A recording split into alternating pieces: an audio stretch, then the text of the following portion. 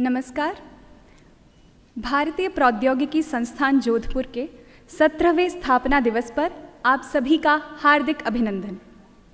मैं कात्यायनी आपका स्वागत करती हूँ आज के इस समारोह में, जहाँ हम उत्सव मना रहे हैं हमारे संस्थान के 1.5 दशक से भी अधिक रही अनुकरणीय प्रगति का, उत्कृष्ट प्रतिभा का और प्रतिष्ठा का। Ladies and gentlemen, within the past 16 years, IIT Jodhpur has become a future-driven institution that provides a home to nurture our thoughts and our creativity, all in an effort to cater to our nation's technological needs and aspirations. For this occasion, we welcome our eminent guests.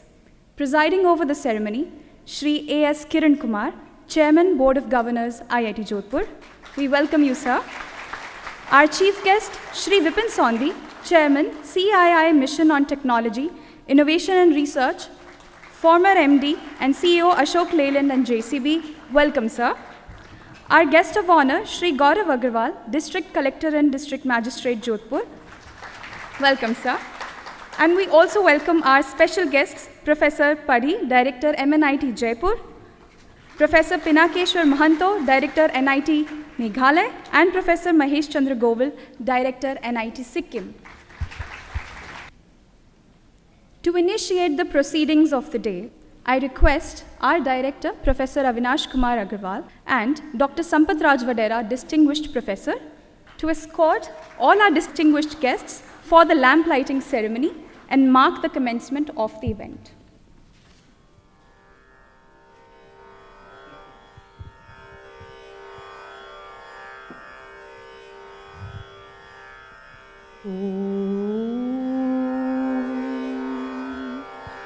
दीपं ज्योति परं ब्रह्म दीपं ज्योति Janardan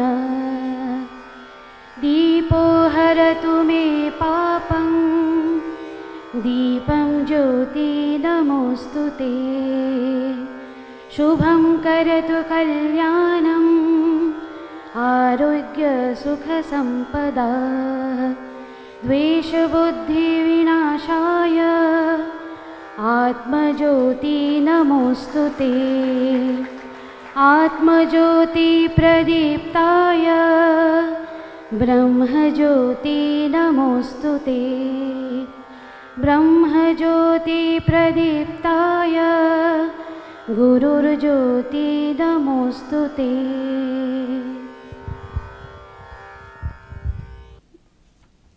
Thank you, sirs. Now, I request Dr. Hari Om Yadav, Registrar, IIT Jodhpur, to welcome our distinguished guests with a sapling. I request Dr. Yadav to welcome Chairman, Board of Governors, IIT Jodhpur, Shri A.S. Kiran Kumar. I request Dr. Yadav to welcome our chief guest, Shri Vipin Sondhi. I request Dr. Yadav to welcome our guest of honor, Shri Gaurav Agarwal. I request Dr. Yadav to welcome Director MNIT Jaipur, Professor Padhi. I request Dr. Yadav to welcome Director NIT Sikkim, Professor Mahanto. I request Dr. Yadav to welcome Director NIT Meghalaya, Professor Govil. And I request Dr. Yadav to welcome Director IIT Jodhpur, Professor Agarwal. And I request Dr. Yadav to welcome Professor Sampath Raj Vadera. Thank you, sir. Thank you so much, sir. I also request Professor Samanvita Pal, Dean R&D, to welcome Dr. Rashmi Avinash Agarwal with a sampling and a stole.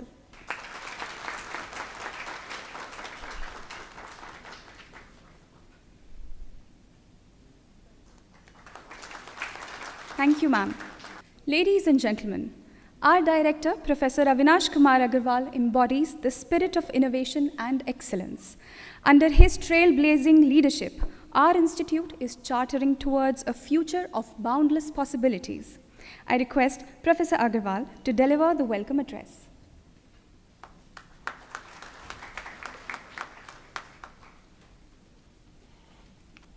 respected BOG Chairman, Shri A.S. Kiran Kumar ji, Chief Guest of today's function, Shri Vipin Sondhi ji, Guest of Honor, Shri Gaurav Agarwal ji, our special guests, Professor N.P. Padi, Professor M.C. Govil, Professor Mehanta, Directors of IIT Jaipur, Sikkim and Meghalaya, respectively, Professor Puri, Professor Prasad, distinguished guests from city, dignitaries from academic institutions, Professor Srivastav, faculty colleagues, their families, staff members, students, members of media. I would like to extend my hearty welcome to all of you for this momentous occasion of 17th Foundation Day. Institutions are not built in a year, in a decade, but it takes several generations to build an institute. IIT Jodhpur, as it stands in the crossroads of the evolution to the next level, is standing on the shoulders of giants who have invested themselves in building and realizing what IIT Jodhpur today is. We are all here to celebrate their efforts and also to visualize the future so that we can put all our efforts and energies in realizing the shared vision for our institute. Foundation Day is also an opportunity to reflect upon the past and also an opportunity to peep into the future. One should never forget the past. One should never forget the efforts made by people who have brought the institute to this level. And I think we will fail in our duties if I don't recollect and talk about the past and then share with you on what strength we are and what future we see. So I would like to share this journey of IIT Jodhpur towards the excellence. And I would like to start with IIT Rajasthan 1.0 of how it started and how it has evolved. If you look at our legacy, IIT Jodhpur IIT Rajasthan actually started in 2008. And our mentor director was Professor Sanjay Dhande, who was the director of IIT Kanpur. And he was the director from 21st July, that's when IIT Rajasthan was born, until 21st May of 2009. Professor M. Anandakrishnan was the mentor BOG chairman, first mentor BOG chairman of IIT Rajasthan. And then the first regular director of IIT Jodhpur or IIT Rajasthan at that time, Professor Prem Kalra, was appointed on May of 2009, and his tenure ended on 10th of September 2012. And Professor Govardhan Mehta was the BOG chairman during this entire period until December of 2015. The second director of this institute was Professor C.V.R. Murthy. From September of 2013, he served the institute and built the beautiful buildings on this campus until December 2018. I think his contributions are immense, and this institute will be eternally grateful to him to give this a shape and the iconic structures and the buildings, which I can now proudly say no other IIT can boast of. We have some of the best infrastructure among all IITs. Forget about generation 1, generation 2, generation 3. Professor C.V.R. Murthy was also one of the officiating director for 3-year period, and then the reins were taken over by Professor Shantanu Chaudhary, who served this institute from December 2018 until April of 2024. And during this time, much of this time, Dr. R. Chidambaram was our chairman, board of governors, and then Shri A.S. Kiran Kumar ji took over as the board of governor chairman, and then I was asked to take up the responsibility of IIT Jodhpur on 1st of May. This is one picture which is a very, very iconic picture. This is the birth date of IIT Rajasthan, 2nd August 2008, precisely 16 years ago, and that was the beginning. In this picture, you can see that this IIT Rajasthan was born in IIT Kanpur, and you can see Minister of State for Human Resources D. Purandeshwari ji, and our director, Professor Dhande, was there. Our Education Minister of Rajasthan, Shri Kalicharan Saraf ji, was also present in that event. and Minister of Home Affairs, Shri Prakash Jaiswal, who was also a member of parliament from Kanpur, was present. I also remember very distinctly and vividly that I was also present in this at the time of the birth of IIT Rajasthan in Kanpur. So, mentor director, Professor Sanjay Dhande, he mentored the institute until the first director was appointed. IIT Rajasthan was operating from the helicopter building, as we call it today, in IIT Kanpur. It functioned from the helicopter building. It was an iconic building. Now it is, of course, being used for helicopter-related research in Kanpur. And you can see this logo. The first batch of the students was only 100 odd students in 3 branches: computer science, electrical engineering, and mechanical engineering. And logo says IIT Rajasthan because we were not sure of our location at that time. And in this helicopter building, we had a lot of basic infrastructure that is required. If you look at this logo, this actually, because we were not sure where it is going to be, so you can see the Jantar Mantar, famous Jantar Mantar Observatory of Rajasthan. And this was basically to commemorate the scientific knowledge of medieval India with particular focus on Rajasthan, and that's how our logo evolved. Now let's move forward to IIT Rajasthan 2.0. And so first director, Professor Prem Kalra, was appointed on 19th of May of 2009. He was a professor, colleague, and a very dear friend of mine from IIT Kanpur. He was appointed, and then, IIT Rajasthan actually started evolving. This is one picture where you can see IIT Rajasthan contingent participating in the inter-IIT competitions which took place in 2009 in IIT Kanpur. Several awards were won by the small but very enthusiastic contingent from IIT Rajasthan. And as they say it in IIT Kanpur, we always say, "Haltu ka enthu high hai." So their tagline was, IIT Rajasthan ka josh high hai. I don't know what is the tagline now, but it used to be quite war cry at that time. Then moving forward, it was decided that we will be moving to the city of Jodhpur. So in summers of 2010, we moved to Jodhpur, and the picture that you see here is actually the first class that was taken by Professor Amit Niyogi in MBM Engineering College campus. So it's a pretty historic picture. We signed a MOU with JNV University here, and then the movement of students from IIT Kanpur to MBM Engineering College started. And of course, there were a lot of teething problems. We have to establish classes, labs, offices. We have to procure the equipment.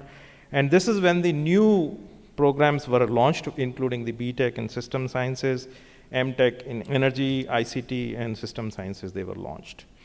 These are some of the pictures of the transit accommodation at that time.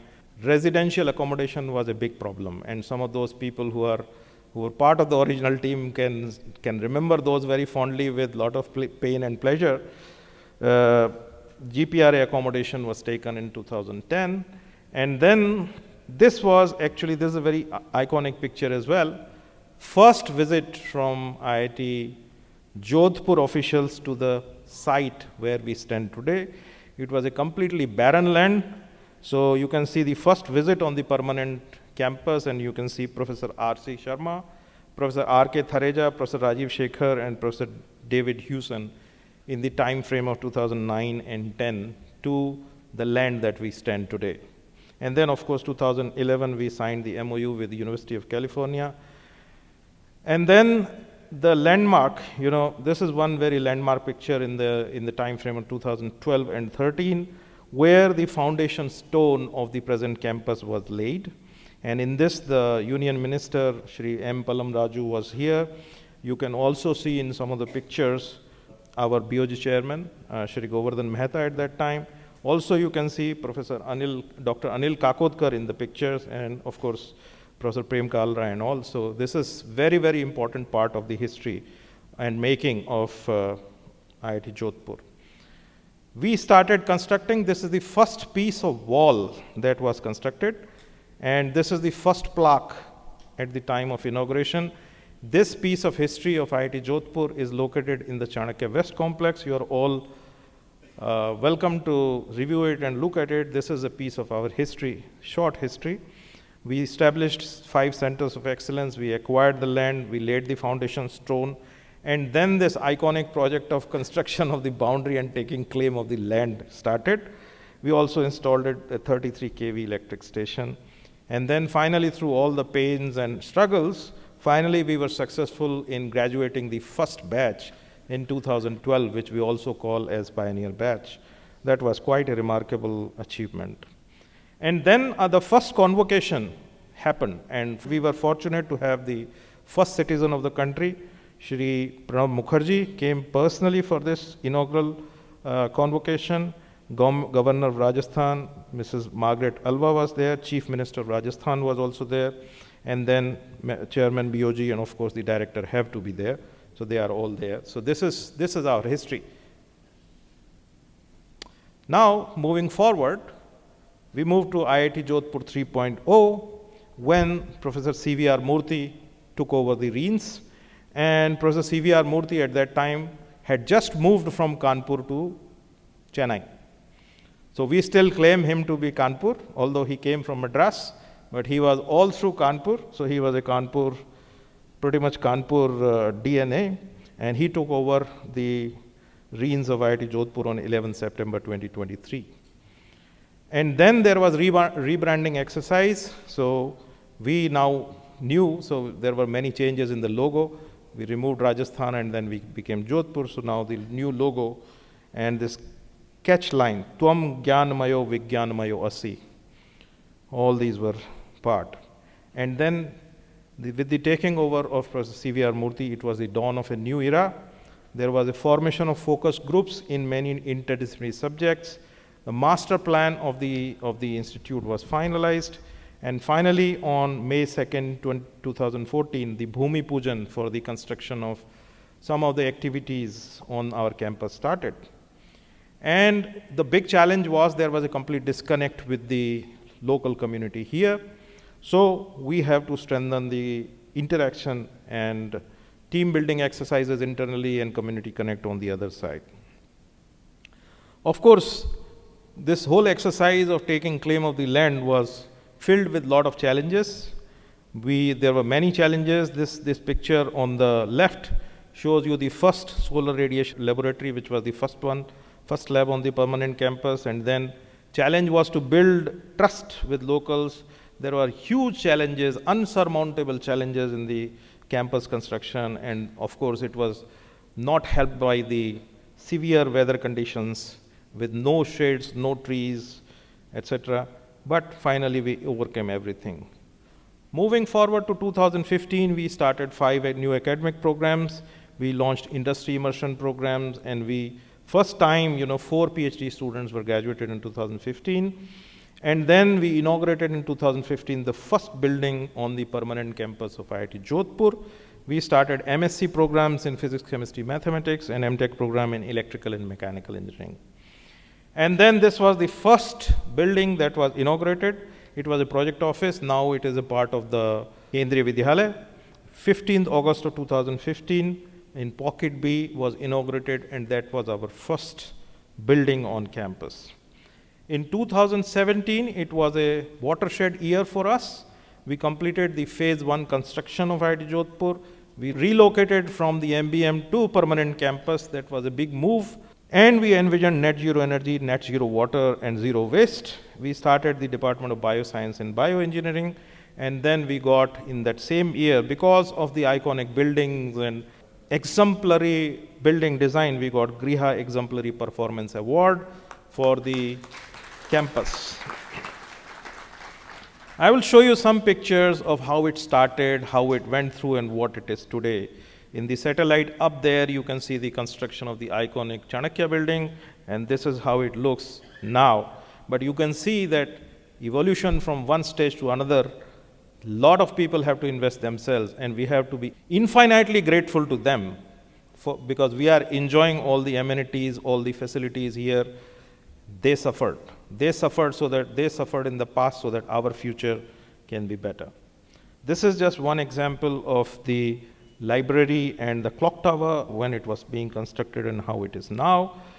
The unique features of this institute, and I can boast it in front of my colleagues who are the directors of other IITs, and I can proudly say that such facilities do not exist in any campus in the country as far as I know. There is a service tunnel where all the services go. We don't dig anything. Whenever something goes wrong, we just go to the tunnel, fix the service, and come back. Although it has costed us quite a lot, but it's a good facility to have, and other campuses need to learn from us. We have thermally insulated double walls, so even in the peak of the summer, most of the houses you can live without air conditioning. A little bit 15-degree temperature difference easily from outside to inside. Then these bumps are quite a unique structure. They give a very distinct character to IIT Jodhpur. We have decentralized wastewater treatment system, and I'm also very proud to say that we recycle 100% of the water that we get. So entire, water efficient campus. We do huge rainwater harvesting. These are some of the views of the service tunnel. You can actually take a small car inside. This is 3.5 kilometers long, and then there is a tunnel and sub-tunnel system, trench system.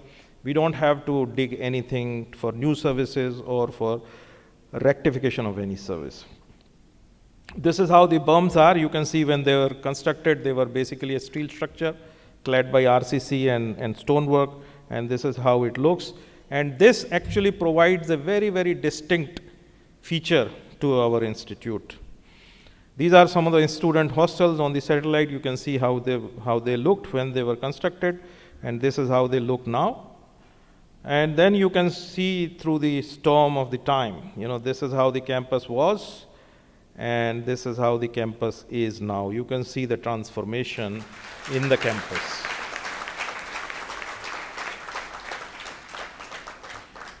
We are very ecologically sensitive society.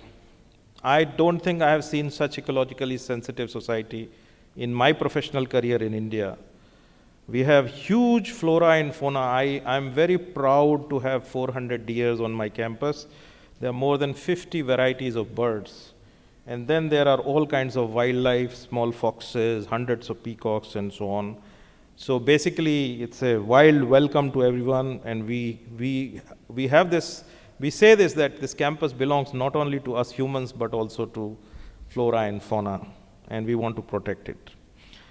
Moving forward to IIT Jodhpur 4.0, Professor Shantanu Chaudhary from Department of Electrical Engineering, IIT Delhi, assumed the charge as the third director on the 10th December, and this was the expansion phase where he put in his energies on academic and research expansion, increase in the human resources, be it faculty strength, be it staff strength, and collaboration and outreach. Innovation and incubation was incubated here. Several Section 8 companies were installed. Campus rewilding was done, and phase 2 construction was completed, and phase 3 construction was started during his time. And during his time, a lot of these phase 2 and phase 3 constructions, you can see a lot of new buildings came up. Iconic Braintree, which is synonymous to IIT Jodhpur, also was constructed during this time. And finally, the campus was dedicated to the nation by the Prime Minister, and Prime Minister had some very good words for us and AIIMS Jodhpur. And quote unquote, I would like to quote this here: IIT Jodhpur and AIIMS Jodhpur have collaboratively explored new possibilities in the field of medical technology. This will also promote medical tourism. AIIMS Jodhpur and IIT Jodhpur are becoming premier institute not only in Rajasthan but also in the entire country. And I think let us just put our hands together. This is one program between IIT Jodhpur and AIIMS Jodhpur on equal footing that is making us proud, and that is actually the way forward. We have come up with this model of how a medical institution and an engineering institution can collaborate and show the way. It's a low-cost investment, high-return method. There are many institutions which are now technical institutions going for opening hospitals by investing thousands of crores.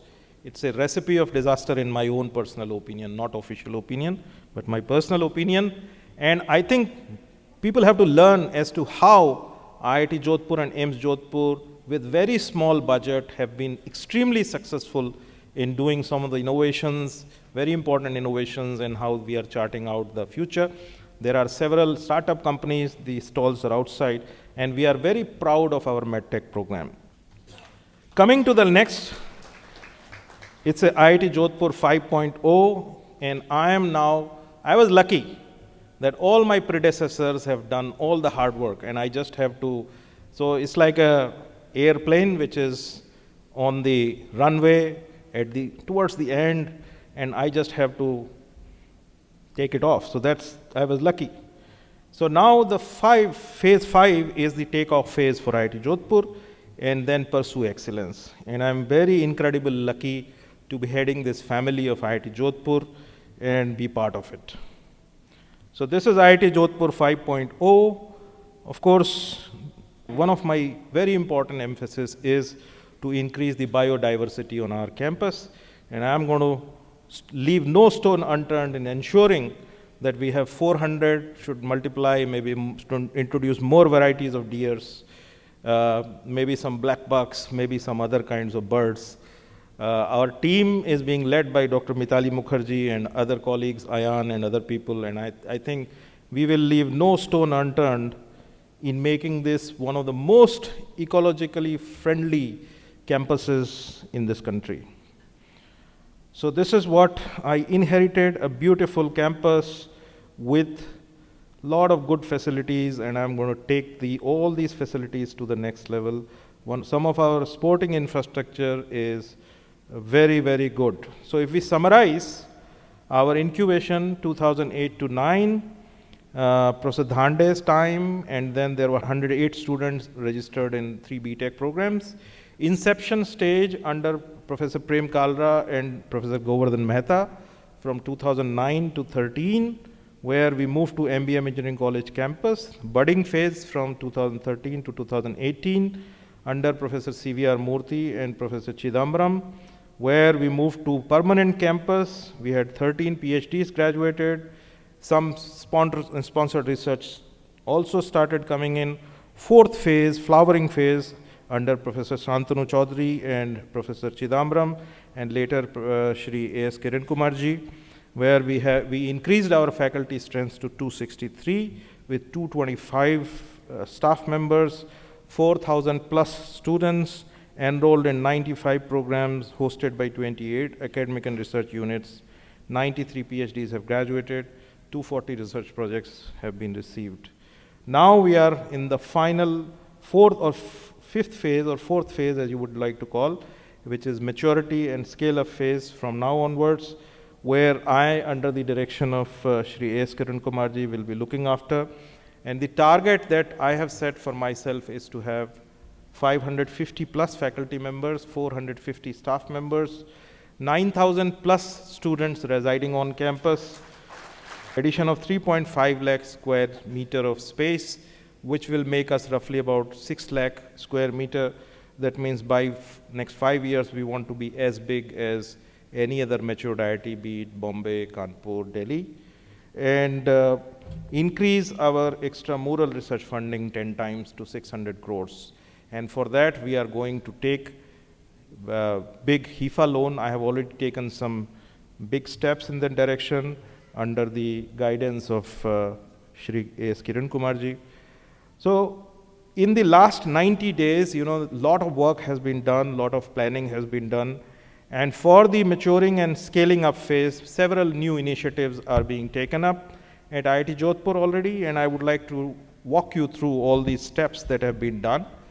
So first thing that is done is rationalization of the administrative structure, and several new administrative positions have been created so that the workflow is easy, smooth, and logical. Then we have done comprehensive revision of the academic administrative structure. We have constituted a deans and heads group so that there is participative decision making. It should not be top-down alone. And then we have revamped and rationalized the faculty shortlisting criteria, selection and review processes for ensuring inclusivity so that the opinion of each faculty member in the department is accounted for and everything is smooth, where all of us take the decision who can come in, who cannot come in. I've also taken steps to nurture leadership in faculty, staff, and students and about 25 faculty members have been sent to various leadership programs being done by IITs and IIMs. I have ensured that we have participative decision making. I have tried to change the top-down decision making to bottoms-up decision making. We have revised the seed grant. Today only, BOG sir has awarded 42 seed grants of 6.52 crores so that our colleagues can immediately get started on their research. We have also rationalized the research mobility grant scheme policies and processes, made them simpler, made them faster. Decisions are faster so that they can use it logically. We have also signed MOUs with 11 NITs, and I'm very grateful to 3 of my colleagues from IIT Jaipur, Meghalaya, and Sikkim who are here to sign the MOU formally with us. And this will strengthen our collaboration with NITs, and also this will help us attract better PhD students. IIT Jodhpur has also become the first CFTI to start undergraduate course first year in Hindi language. So now we have taken this bold initiative that in compliance with NEP 2020, we now have our first year students, at least 120 students have prescribed to study in Hindi, their first year courses, which in my opinion, in my personal opinion, is the largest academic reform in technical education in the country. And if we can pull it off, I think this will change the way we teach. This will also help us increase the quality of the outcome. We have instituted several endowed student award and faculty chair. We are in the process of getting the endowment for appreciating the excellence on our campus. We have appointed 2 students ombudsperson to make sure that the students' complaints, their grievances are addressed in a fair and transparent manner without the involvement of institute mechanisms, so that they can get a fair deal in case they feel aggrieved. We have also formed quick reaction team to handle the exigencies. We are reimagining the Chanakya complex first and then the entire academic buildings in order to enhance the space utilization. Right now the buildings have space utilization of the order of 30% of the constructed space. A lot of space is being wasted. We are reimagining it so that this space utilization becomes 60 to 70%. And without constructing the building, I can give spaces to you for your labs and offices. New HIFA loans are being taken to create new infrastructure, including the faculty residences, hostels, staff residences, new sports facilities, new mass, and many other projects. We have created a green cell, and we have taken huge water initiatives. Ecological conservation efforts are also underway. We have had interaction sessions with the administration, academic and R&D organizations in the city of Jodhpur, so that there is better connect, and together we can work for the betterment of the city. Together we can solve some of the common problems, and together we can help the state and the nation grow. In academics, we have taken several initiatives in last 3 months. We have created a new academic structures, and we have created several subcommittees of the CNET. We have given direct admission, PhD admissions to the top 10 rankers of the BTech programs in all NITs, and I'm very proud to say that although we were late in starting, but thanks to the efforts made by Professor Sri Prakash Tiwari, now we have already got the first batch of 7 students who have already joined our institute. And I think this number for the next year, the target will be 100. And then it should grow exponentially from there. And if we can pull it off, I can tell you that if you have good students, your research goes up, your output goes up, your visibility goes up. It will have a cascading effect. We have simplified the examination system. Earlier we used to have 2 minors and 1 major. Now we have only 1 minor and 1 major, so that the students get more time for reflection and they are not really paranoid about the examination all the time. We have done the effective organization of the CNET meetings, which will be very efficient in terms of time. Earlier, there were 6 to 7 hours CNET meetings, but now with the new mechanisms, maximum 1 hour, 1.5 hours CNET meetings, so that people can devote time to research and not discuss things that are mundane in nature or not so important in nature. Only important things will be discussed in the live CNET meetings. We have done the amendments in the attendance policy. And for the students, it's a good news that we have completely de-linked the examination performance with the attendance. So you should be happy about it. We have also started teaching courses, BTech courses in Indian languages. On the R&D front, several initiatives have been taken. For example, we have instituted Research Excellence Award for quality publications, which are purely based on the impact factor and the location of the authorship number that you have. And I'm very happy. I would like to reward all those who publish in high quality journals, high impact factor journals, and bring visibility to the institute in national and international forums. I will support this initiative as much as we can. We have revised the R&D norms. All the loans that you used to take has been completely done away with. Once you get the sanction order, you can immediately start working. There will be no requirement of writing any formal application for loan, etc.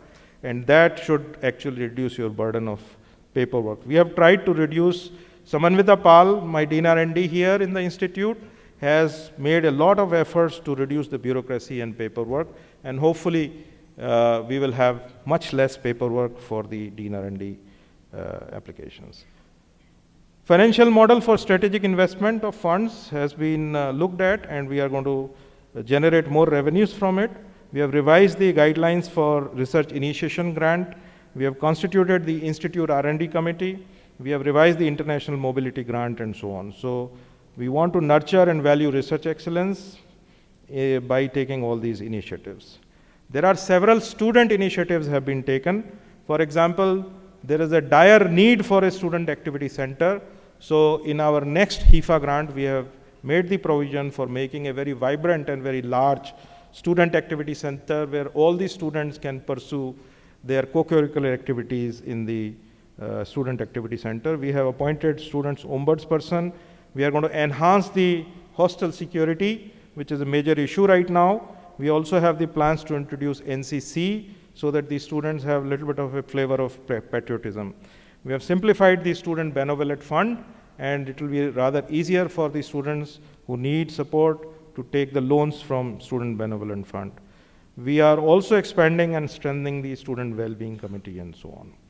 Well, these are some of the things that I have already mentioned. These are some of the other important initiatives that we are doing. Now, one of the major initiatives, as I mentioned, is the instructions in Hindi, and we have really proposed a model where a Jodhpur model of Hindi education, where the students will be able to learn the subject in the Matrabhasha. All the technical terms will be in English. And this is basically to ease the transition of students from vernacular medium to English gradually, not as a sudden. And then this will help us, probably the student who get trapped in the CPI of 4, 5, 6 range, they will now be into 7, 8, 9 range, hopefully. We have also started a very, very important initiative of the government, which is called ITEP program, Integrated Teachers Education Program, where we have taken the mantle of preparing the teachers for the schools or giving the BSc B.Ed degrees. So the 50 students who are class 12 will be given to us by ministry, and we will be actually preparing them, giving them BSc, 4-year BSc B.Ed degrees. This will be based on strong technological, pedagogical content knowledge foundation. These students will be basically learning the Guru Shishya Parampara.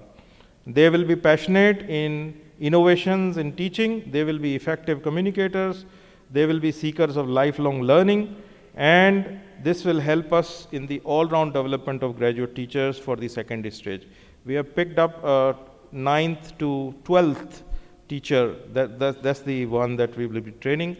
And slowly we will expand it to other programs like BA B.Ed and BCom B.Ed if required, or as we are asked by the government. This will help the schools to have teachers who are innovative, and this will hopefully help the students get better teachers and improve the school education, which is the pain point in the Indian education system as of today.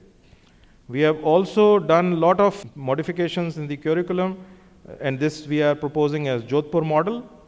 My colleague Rachel Phillip is leading this initiative, and here we are basically doing a lot of innovations. In this program, 50% is the fixed program prescribed by the agencies, 50% is the innovative component.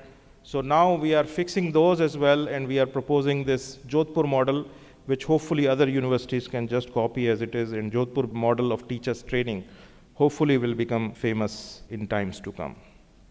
We are also doing a very important initiative, one of the most bold hydrogen-related initiatives led by Professor Tiwari here. And this initiative, IIT Jodhpur will be actually doing end-to-end hydrogen production. We will be taking the wastewater from the campus, solar energy, we will generate electricity. Electricity will be used to generate hydrogen, and then this hydrogen will be used for transportation purposes. It will be blended with the city gas, and you can burn hydrogen and methane mixture in the kitchen. And this will also be used for generation of ammonia, which can be used for various industries purposes. So some of the many firsts will be brought into this country by Hydrogen Valley. This is a project which will require about 70 acres of space, which has been allocated in Pocket B. And hopefully the target is that if we can make it happen, this will become a new methodology or to produce green hydrogen in the country at economic price point. And if we are successful, hopefully we will be much closer to an economic model of hydrogen generation and hydrogen economy in the long run. This will be one of the big contributions to the nation. Now, we have also taken IIT Jodhpur Amrit Kund initiative. You can see here 2 ponds. In Pocket Bay A, we have about 2 acres of pond which has been dug.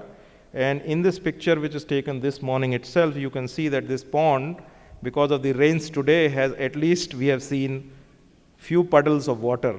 Hopefully, as the rain comes, we will have a water pond on our campus. This is Pocket A. This is the picture of Pocket B. Pocket B pond is quite big. It's about 4 acres.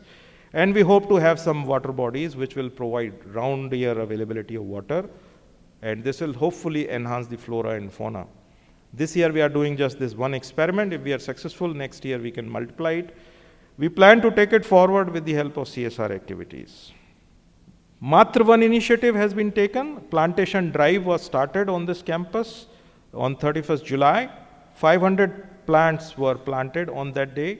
And this team is really enthusiastic. We plan to put 20,000 trees on campus this year alone.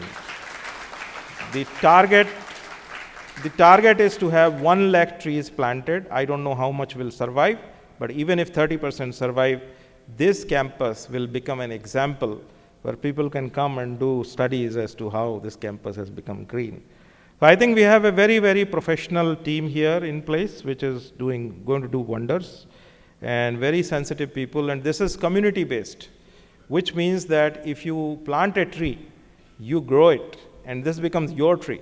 And we will put a nameplate for you.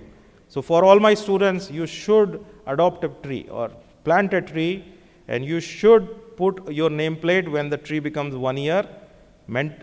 You just take care of the tree. Once it becomes big, you put your nameplate. 25 years from now, when you come back with your children for your Silver Jubilee alumni reunion, you can go back to that tree and say, this is my tree. This is my contribution to my alma mater. So the initiative, the ownership is very, very important. So this is the journey to excellence. This is going to continue. We are expanding the horizons. We are shaping the future, and we want everybody's support. Thank you. Jai Hind and Jai Bharat.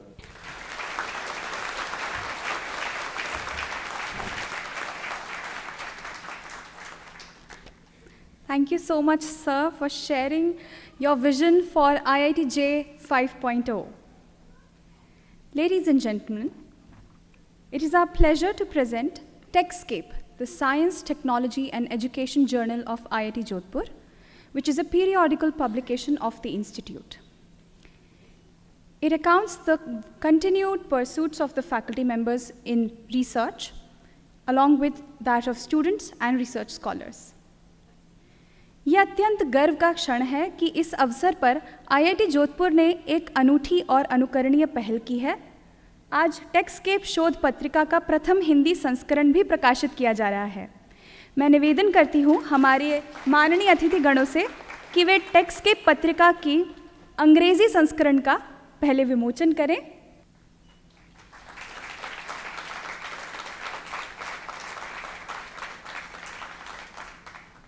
मेरा निवेदन है अतिथिगणों से कि वे पत्रिका को फेर कर हिंदी संस्करण का विमोचन करें।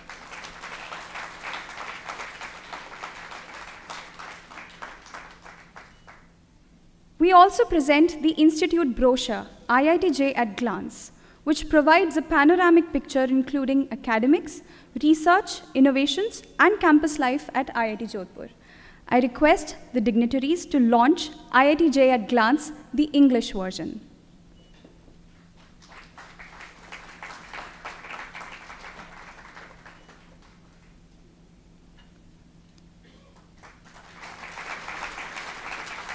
इसी के साथ IIT जे ग्लांस का भी हिंदी संस्करण प्रकाशित किया जा रहा है।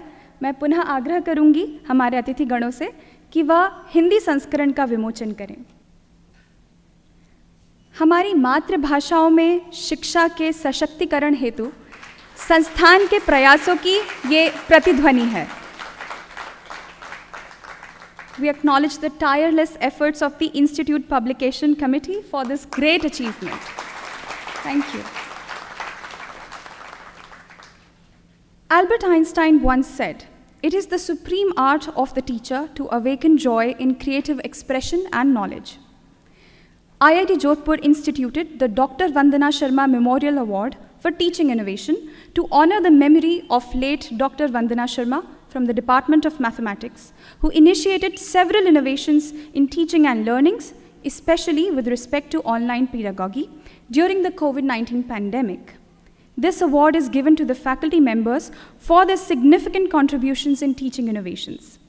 I request our chief guest, Shri Sondhi, and our guest of honor, Shri Agarwal, to felicitate the awardee.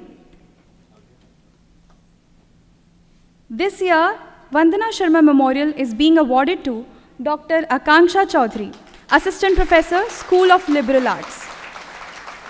Indian Institute of Technology Jodhpur bestows this award upon Dr. Akanksha Chaudhary, School of Liberal Arts, for her exceptional professional contributions to teaching. Dr. Akanksha obtained her doctoral degree in economics from IIT Bombay. She joined IIT Jodhpur in the year 2020 and has adopted distinct methods in teaching and learning by incorporating innovative assignments like economics for real world, investment simulation, and mock UN summit, which increase the comprehension of the subject economics among undergraduate students. Her efforts in removing the language barrier in the class have been greatly appreciated by the students, which resulted in excellent teaching feedback. IIT Jodhpur congratulates her and wishes her a successful career ahead. The Institute recognizes the contributions of the staff members who have made outstanding contributions in their respective field of work. Once again, I request our chief guest and our guest of honor to felicitate the awardees. This year, the award in Group A, meritorious staff in Group A, goes to Dr. Kshema Prakash, Deputy Librarian. Dr. Kshema Prakash has been heading the library team at IIT Jodhpur since April of 2010. She has successfully integrated with the vision and mission of the Institute, establishing herself as a collaborative leader. She has mentored a 13-member team, transforming the library into a dynamic organizational unit. Dr. Kshema has served as the convener of the Institute Publication Committee and introduced fresh perspectives for the Institute and its publications. Dr. Kshema has been overseeing the coordination of the NIRF, AISHE, and QS ranking work. Her innovative thinking and unwavering dedication towards responsibilities exemplify her exceptional commitment to the Institute. Congratulations to Dr. Prakash. Meritorious Staff Award in Group B is awarded to Shri Amit Kumar, Junior Engineer, Office of Infrastructure and Engineering. Shri Amit Kumar, Junior Engineer Electrical, has been an integral part of Office of Infrastructure team. There have been many instances like during cyclonic storm Biparjoy, interruption in water supply and electricity, where he has shown exemplary management and handling of the incidents independently and meticulously to resolve the issues. He has been dedicated towards his services for the Institute. Meritorious Staff Award in Group B is being awarded to Shri Narayan Dadhij, Junior Superintendent, Office of R&D. Shri Narayan Dadhij has been a key staff member of the Office of Research and Development for all activities related to project management. He has actively participated in conducting various key conferences and immensely contributed towards timely completion of all works related to closure of financial years. He has also contributed to resolve and streamline processes of the Office of R&D. Meritorious staff in Group C is awarded to Mr. Abhinav Shukla, Junior Technical Assistant, Department of Chemical Engineering.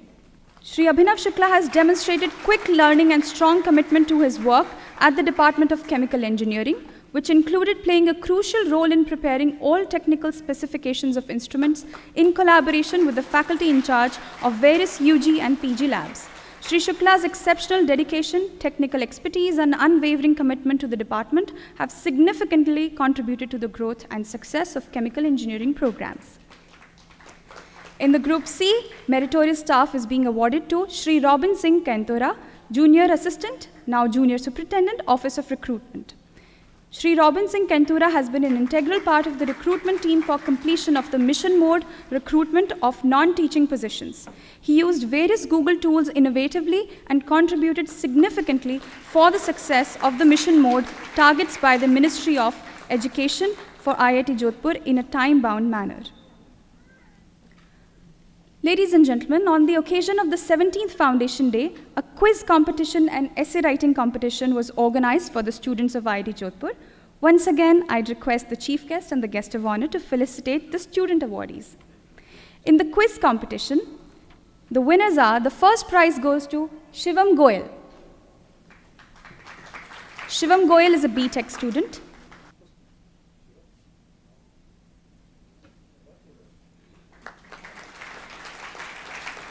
The second prize goes to Mr. Rohan Chaudhary.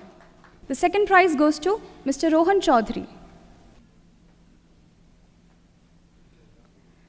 And the third prize goes to Ms. Tavishi Srivastava. Tavishi is also a BTech student. An essay writing competition on the topic of IIT Jodhpur on the path of nation building for Viksit Bharat 2047 was also organized. And the winners are, first prize, Pujari Mayuri Rajesh. Mayuri is a BTech student. Second prize goes to Mr. Ashwani Pratap Singh. Ashwani is a BTech student as well. And the third prize goes to Mr. Avinash Kumar Chauhan.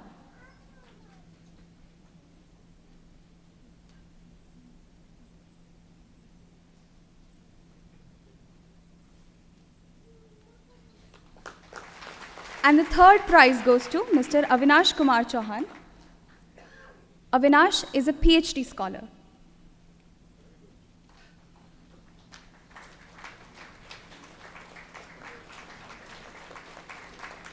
Congratulations to all the awardees. I thank our chief guest and the guest of honor for felicitating the awardees. Ladies and gentlemen, our guest of honor, Shri Gaurav Agarwal, is the District Collector and District Magistrate of Jodhpur Rural. Shri Agarwal holds a BTech in Computer Science from IIT Kanpur. His is a motivational story. Even after receiving multiple F grades and thus extending his degree, he cracked the much coveted CAT exam and completed his MBA from IIM Lucknow, followed by a brief stint as an employee at Citigroup Hong Kong. He later returned to India and then eventually became the national topper of the civil service examination and joined the Indian Administrative Services. He has been awarded Gold Medal by the President of India in Lal Bahadur Shastri National Academy of Administration, Missouri. Since then, he has served in multiple positions as an IAS officer. Shri Agarwal has implemented many technology-based interventions in his postings and has authored the best-selling and top-rated economics book for civil services examination published by Pearson. It is a pleasure to have you here with us, sir. I request you to address the gathering.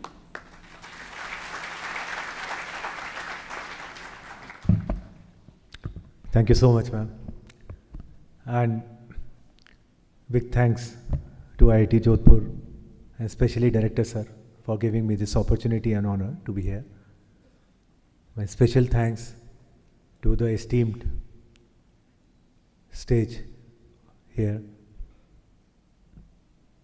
Sir, ये आपका जो presentation चल रहा था तो मुझे एक ही चीज़ मन में मेरे स्मृत हो रही थी, ये मारवाड़ की भूमि है, ये मारवाड़ की भूमि है और ये अपने वीरता के लिए, अपने शौर्य के लिए जानी जाती है sir.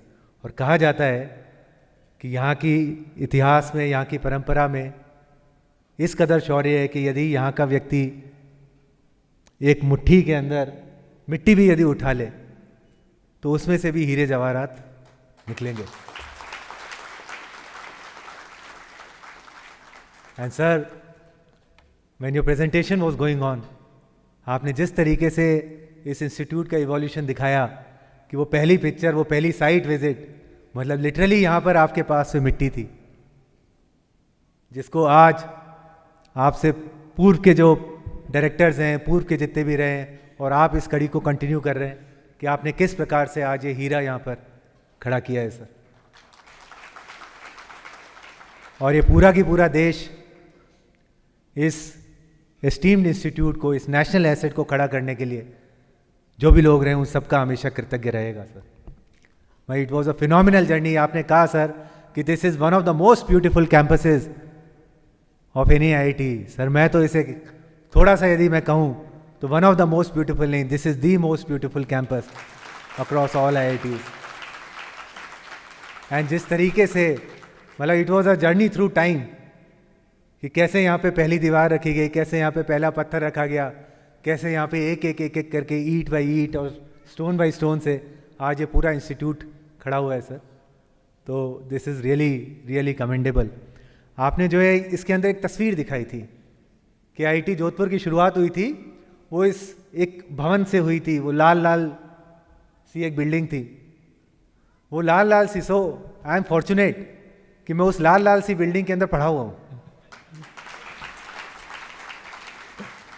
And even more fortunate कि वो जो लाल लाल सी बिल्डिंग थी, HR कादिम दीवान वाली वही बिल्डिंग थी सर, जो हमारे, मैं कंप्यूटर साइंस का था, IIT कानपुर से मैंने कंप्यूटर साइंस में किया था, और हमारे टाइम पे ही उस बिल्डिंग का उस समय 2002 या 2003 के अंदर नारायण मूर्ति जी ने आके इनॉग्रेशन किया था उस बिल्डिंग का। HR कादिम दीवान बिल्डिंग वो थी, और वहीं पर ही जो है हमारी कंप्यूटर साइंस की यात्रा चली थी। तो I have got a lot of memories from there.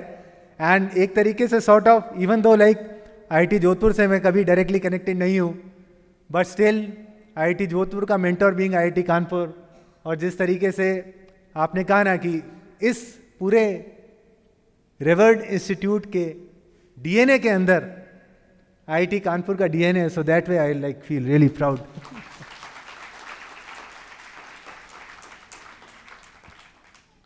Sir, IITs जो होते हैं, IITs are, they are the sort of assets for the nation। जो IITs होते हैं उनकी जो पॉजिटिव इम्पैक्ट होता है वो सिर्फ जिस जगह वो लोकेटेड होते हैं उसी जगह पे लिमिटेड नहीं रहता है, वो सिर्फ उसी जगह के बंधे हुए नहीं रहते हैं, वो पूरे के पूरे देश के लिए एसेट होते हैं, राइट। अब जैसे फॉर एग्जांपल आज की तारीख के अंदर अपन देखें, अभी आज ही सर क्या है कि मेरा जैसे इकोनॉमिक्स के अंदर थोड़ा इंटरेस्ट है, तो मैं आज ही कहीं पढ़ रहा था, अभी रिसेंटली इकोनॉमिक सर्वे आया था, तो उसके अंदर बताया गया कि पिछले 30 सालों के अंदर अपनी जो मैन्युफैक्चरिंग एक्सपोर्ट्स हैं उसका दुनिया के अंदर शेयर जो है वो 1% था आज से 30 साल पहले, और जो अभी 1.8% तक बढ़ा है। उसमें भी लगभग पिछले 20 साल से इट इज़ मोर और लेस स्टैग्नेंट, कि दुनिया के एक्सपोर्ट से 1.7-1.8% के आसपास स्टैग्नेंट है। जबकि यही बात करें अपन सर्विसेज एक्सपोर्ट्स की, तो सर्विसेज एक्सपोर्ट्स आज से 30 साल पहले दुनिया के सर्विसेज ट्रेड का 2% थे, जो कि आज की तारीख में 4.3% हो गए। एंड स्पेशली जहां पे मैन्युफैक्चरिंग एक्सपोर्ट्स के अंदर स्टैग्नेंसी आई है, उसके कंपैरिजन में सर्विसेज एक्सपोर्ट्स आपके actually have zoomed up, specially Covid के बाद में जो सर्विसेज एक्सपोर्ट्स हैं they have actually zoomed up, right. And if I think about it कि इसके पीछे फंडामेंटल रीजन क्या हो सकता है, सर इसके पीछे fundamental reason is the human capital which has been created in this country, right? जो अपने IITs जैसे जो प्रीमियर इंस्टीट्यूट्स हैं, इन इंस्टीट्यूट से जो बच्चे निकल रहे हैं, they are not second to anybody in the world. जो टैलेंट है और जिस तरह की एजुकेशन यहाँ पे मिलती है, जिस तरह का एक्सपोजर यहाँ पे मिलता है, that is like really absolutely second to nobody in the world. And आज वही रीज़न है जिसकी वजह से सर्विसेज सेक्टर के अंदर all like most of these kids who are graduating they are going to end up in services sector. And यही वजह है कि मेनली सर्विसेज सेक्टर के अंदर India is globally competitive and globally India की जो है इतनी ग्रोथ होती है. तो really like hats off to the entire ecosystem. Like IITs are really, for me at least, it is like coming here is like visiting a temple, right? And इतना जो है मेरे मन में रिगार्ड रहता है. And sir, coming to the local context here, आपने जैसे बताया कि कितनी एडवांस टेक्नोलॉजीज आपने यूज़ की हैं, जैसे वो टनल आपने बनाई है for all service utility lens, right? हम लोग वहाँ जोधपुर के अंदर हम लोग आधे टाइम पे इसी बात में उलझते रहते हैं कि हमारे को कोई सड़क बनानी है, कोई नाला बनाना है, तो यहाँ पे ये यूटिलिटी शिफ्टिंग होती रहेगी. कहीं बिजली का तार आ जाएगा, कहीं पानी की लाइन आ जाएगी, कहीं जो है टेलीकॉम वालों का तार आ जाएगा और कुछ, और ये करते करते ना तो हमारी सड़क बन पाती है, ना हमारे जो है सीवरेज डल पाती है, ना नाले बन पाते हैं. हमारा जो RTO नाला है, एक्चुअली आपको पता ही होगा, अपन जयपुर जाते हैं, बनार रोड पर RTO नाला है. So that has been stuck for 1.5 years. 1.5 साल पहले उसका वर्क ऑर्डर हुआ था एंड आज तक वहाँ पे कुछ सिग्निफिकेंट प्रोग्रेस नहीं हुई because of this reason only कि वहाँ हमारी नीचे से इतनी सारी लाइनें जाती हैं 5-6 डिपार्टमेंटों की कि हमें समझ में नहीं आया कि किस लाइन को कहाँ शिफ्ट किया जाए एंड ऑल. बट थैंकफुली अब उसका काम आगे बढ़ाए गए. And I mean that really shows the vision the founding directors of IIT Jodhpur had, कि किस तरीके से उन्होंने आज से 50 साल आगे की सोचा एंड इस तरह के टेक्नोलॉजिकल मार्वल्स किए. एंड स्पेशली सर जो आपका इनिशिएटिव है of initiating Hindi language and the mother tongue languages in engineering, that is really going to be path breaking. क्योंकि सर मैंने फर्स्ट हैंड देखा है कि मेरे बैच के अंदर, जब मैं IIT कानपुर के अंदर गया था 2001 के अंदर, मेरे बैच के अंदर कई सारे बच्चे जो पढ़ने लिखने में तो होशियार थे, बस प्रॉब्लम ये थी कि वो लोग हिंदी मीडियम स्कूल से पढ़े हुए थे. तो जैसे ही जब वो क्लास के अंदर जाते थे और प्रोफेसर इंग्लिश के अंदर ही बातें करते थे, सारी चीज़ें समझाते थे एंड सारी चीज़ें इंग्लिश में लिखी होती थी, तो इन बेचारों के 1-2 सेमेस्टर सिर्फ अंग्रेजी समझने में जाते थे. और उस वजह से फर्स्ट ईयर के अंदर उनकी 4 या 5 पॉइंट समथिंग CGPA रहती थी. कुछ की तो पहले ईयर के अंदर ही एकेडमिक प्रोबेशन के अंदर वो आ जाते थे सर. तो I really hope that IIT Jodhpur will show the way to the country कि किस तरह से मदर टंग के अंदर हम लोग एजुकेशन को, हमारी हायर एजुकेशन को आगे ले जाएं. एंड सिमिलरली आज की जो दुनिया है, राइट, आई मीन कई सारे आप में से बच्चे बैठे हुए भी मेरे को दिख रहे हैं. आज की तारीख में दुनिया, आज की तारीख में इंजीनियरिंग वैसी नहीं है जैसी हम लोगों के टाइम पे हुआ करती थी. हम लोगों के टाइम पे IIT के अंदर जाते थे एंड मोस्टली उससे देखो कुछ तो आगे MS PhD के लिए जाते थे, जो अभी भी जाते हैं, which is very good. And अधिकतर इसलिए जाते थे कि बड़ी बड़ी कंपनीज के अंदर प्लेसमेंट जब सीजन आएगा तो अच्छा जॉब लग जाएगा. लाइक अधिकतर माँ बाप आज भी अपने बच्चों को IITs में इसलिए भेजते हैं जिससे कि अच्छा जॉब लग जाए.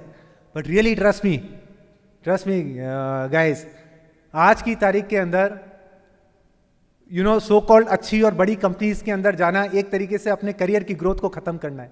आज की तारीख के अंदर दुनिया वैसी नहीं बची है. आज की तारीख की दुनिया स्टार्टअप्स की दुनिया है. एंड इसके लिए आपको प्लेसमेंट सीजन तक का वेट नहीं करना है. इसके लिए like you really have to start working from now. और इसके लिए कॉलेज टाइम के अंदर ही आप लोग अपनी स्टार्टअप्स खोलें. फेल होगी, पहली स्टार्टअप फेल होगी, कोई बात नहीं, लेकिन उससे the kind of exposure you are going to get, the kind of learnings you are going to get, that will be very very valuable for you जब आप इवेंचुअली कॉलेज से निकलेंगे और फिर शायद अपनी खुद की स्टार्टअप करेंगे या फिर दूसरी स्टार्टअप ज्वाइन करेंगे. एंड सिमिलरली एक चीज़ और बहुत वैल्यूबल होती है आजकल, when all the startups are hiring and all, एक चीज़ और बहुत वैल्यूबल होती है कि आप लोगों ने यदि कॉलेज टाइम के अंदर आप देखोगे गिटहब वगैरह पे काफ़ी सारी पब्लिक रेपोज होती हैं. ओके, अब आज की तारीख में दुनिया वैसी नहीं है हमारे टाइम जैसी कि आप कोई कोर्स करोगे आर्टिफिशियल इंटेलिजेंस का या लेट्स से प्रोग्रामिंग लैंग्वेज का, वहाँ कोर्स में प्रोफेसर कोई असाइनमेंट देंगे और एक प्रोजेक्ट दे देंगे, आप लोग वो असाइनमेंट कर लो, प्रोजेक्ट कर लो, एग्जाम के लिए पढ़ लो, अच्छी ग्रेड्स आ गई. Okay, that itself is not going to be sufficient. आज की तारीख में दुनिया ये देखती है कि आपको एक्चुअली प्रोडक्शन लेवल के ऊपर कितने आप हैंड्स ऑन हो. तो गिटहब के ऊपर जो पब्लिक रेपोज वगैरह होती है उनके अंदर start develop a habit of starting committing to those repos. और यदि उनके अंदर आपका कोई कमिट वगैरह एक्सेप्ट होता है, बड़ी बड़ी जो रेपोज होती हैं, so that is like really going to be very very helpful for you. और इवन इफ नहीं भी होता है तो भी the kind of knowledge, the kind of exposure is going to give to you will come in very very handy for you, and it's going to develop your own competitiveness and your own personality and all. So that is my limited message. And आज की तारीख में इस foundation day पे I think पूरे के पूरे IIT Jodhpur परिवार को, भी स्टूडेंट्स, भी फैकल्टी, भी स्टाफ मेंबर्स एंड ऑल, सभी को एक्चुअली यही संकल्प लेना चाहिए कि जिस प्रकार से IIT जोधपुर का इतने ग्लोरियस तरीके से अभी तक आप लोगों के दृढ़ संकल्प से जो है डेवलपमेंट हुआ है, इसी को जो है आगे ले जाएंगे और IIT जोधपुर को रियली सेंटर ऑफ एक्सेलेंस आप लोग बनाएंगे. यही मेरा संकल्प है. And one final note, again मैं IIT कानपुर के अंदर जब मैं फर्स्ट ईयर के अंदर लेक्चर्स वगैरह जाया करता था सर, तो वहाँ पे भी ऐसे ही होता था. बड़ा सा लेक्चर हॉल होता था, L7 था सर, तो उसके अंदर कोई 400 समथिंग बच्चों के बैठने की कैपेसिटी थी. तो वहाँ पे जैसे क्या होता था, यदि पीछे की साइड में बैठ जाएं तो प्रोफेसर को पता नहीं लगता था कि कौन सुन रहा है, कौन सो रहा है, कौन क्या कर रहा है, कोई क्या कर रहा है, राइट. तो हम लोग आराम से जब कभी भी जाते थे सर, तो पीछे की साइड बैठ के आराम से सोया करते थे. ओके मेरा बेटा जो है मैं उसे तब से देख रहा हूँ, जब से सर की स्पीच चालू हुई है, तब से लेके अभी तक he is like happily and peacefully sleeping. So I am glad, like at least इस ट्रेडिशन को तो ये कंटिन्यू कर रहा है. आई जस्ट होप आगे जाके इतना लायक भी बने कि किसी IIT के अंदर एडमिशन हो and all. So that is, thank you so much sir, thank you everyone. बहुत बहुत धन्यवाद सर. और मेरा मानना है कि हमारे यहाँ कई छात्र हैं जो शायद संघर्ष कर रहे होंगे, तो आपको देखकर यकीनन प्रेरित ज़रूर हुए होंगे. चलिए आगे बढ़ते हैं. IIT Jodhpur has designed its doctoral programs systematically and comprehensively, and it is known as an institute for impactful and translational research. To amplify the research efforts, IIT Jodhpur is offering direct admission to PhD programs for meritorious B.Tech students of various national institutes of technology. In a remarkable feat, IIT Jodhpur is signing a memorandum of understanding with 11 NITs for various collaborative academic and research activities in the areas of mutual interest.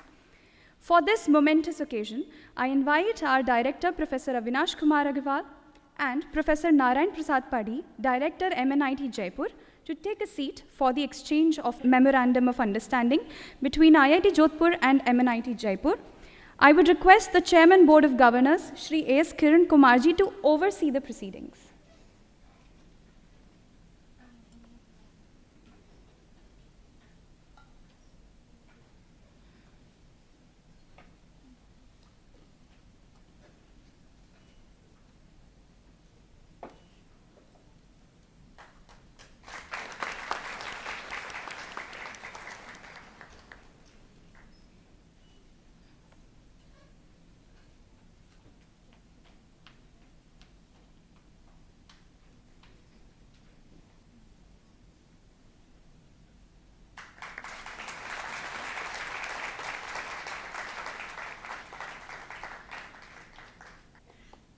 And now I request Professor Narayan Prasad Padi, Director, MNIT Jaipur, to say a few words.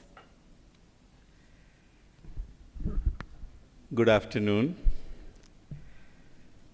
Respected personalities on the dais and off the dais, students, staffs, and faculty colleagues of IIT Jodhpur, and invited guests.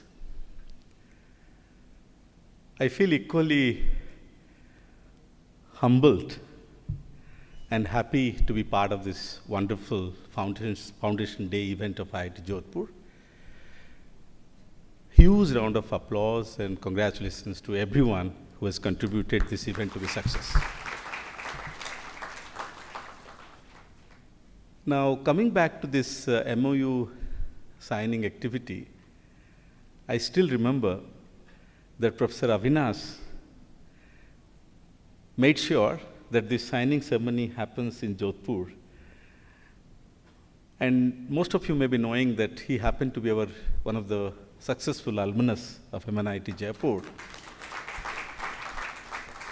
And we are friends almost for a decade.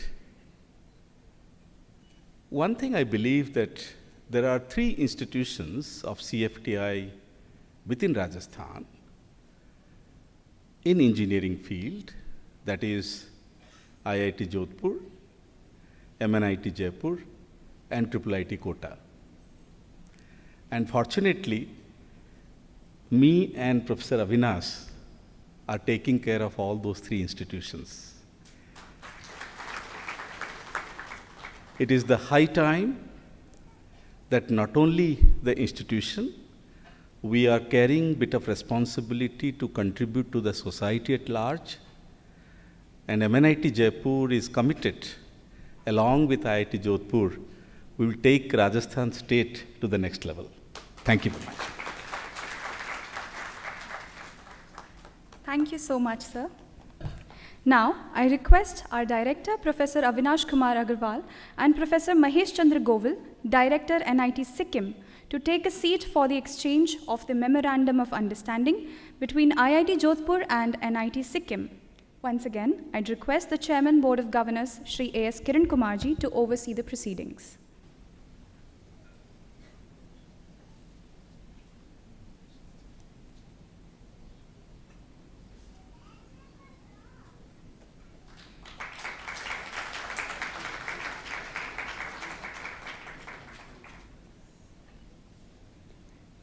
I request Professor Mahesh Chandra Govil, Director, NIT Sikkim, to say a few words. Afternoon to all of you, all the honorable and distinguished guests on the dais and off the dais, faculty members, staff members of IIT Jodhpur, dear students and guests. This is really an opportunity to be here on the 17th celebration day of the Foundation Stone of this IIT Jodhpur. And I congratulate the director and the chairman and the entire family of IIT Jodhpur on this prestigious occasion.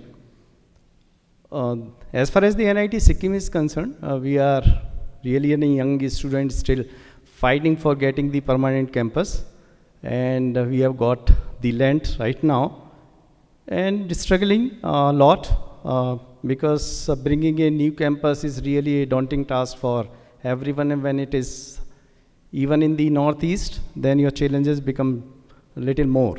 But I'm happy, and as far as Professor Avinash is concerned, I know him nearly for 40 years, and I'm sure that he's highly dynamic and he will take this IIT Jodhpur to more heights, that is for sure, because I know his dynamism also, and I sure that, and we were discussing yesterday that this IIT Jodhpur should become really a landmark in the entire nation. It should not be because I belong to Jaipur basically, so this is very close to my heart.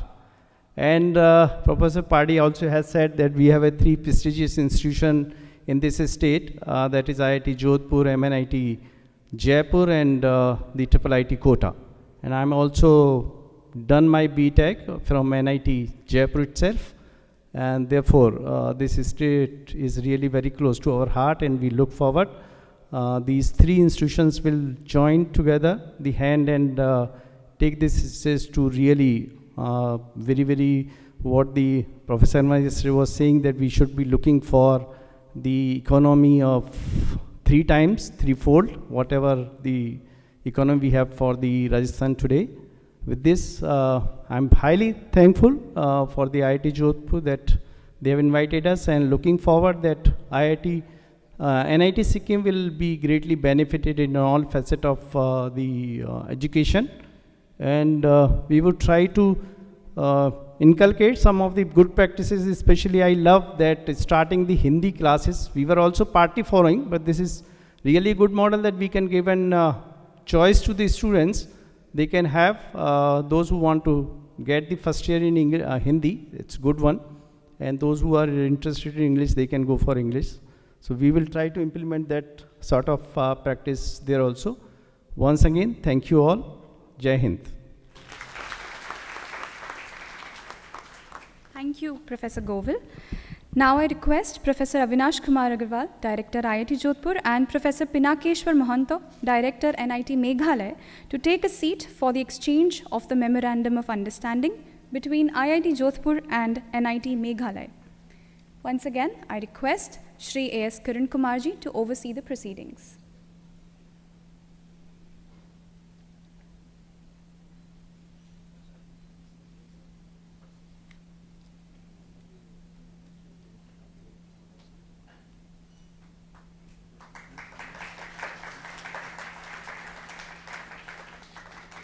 And now I request Professor Pinakeshwar Mohanto, Director, NIT Meghalaya, to say a few words.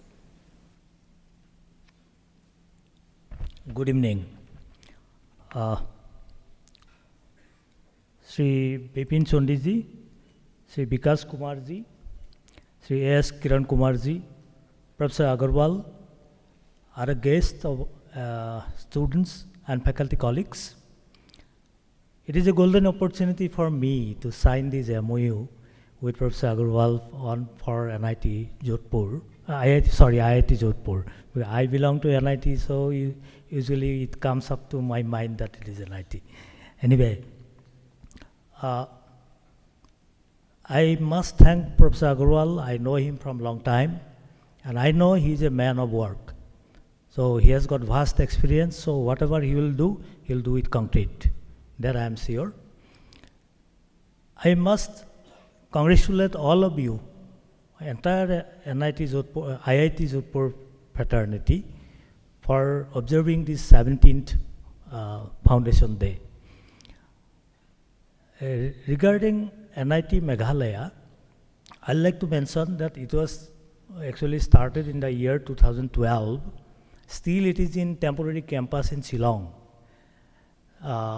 We are going to shift to the permanent campus where the world's highest rainfall occurs, that is Cherrapunji, where annual average rainfall is more than 4,000 millimeter. Every day there is rain.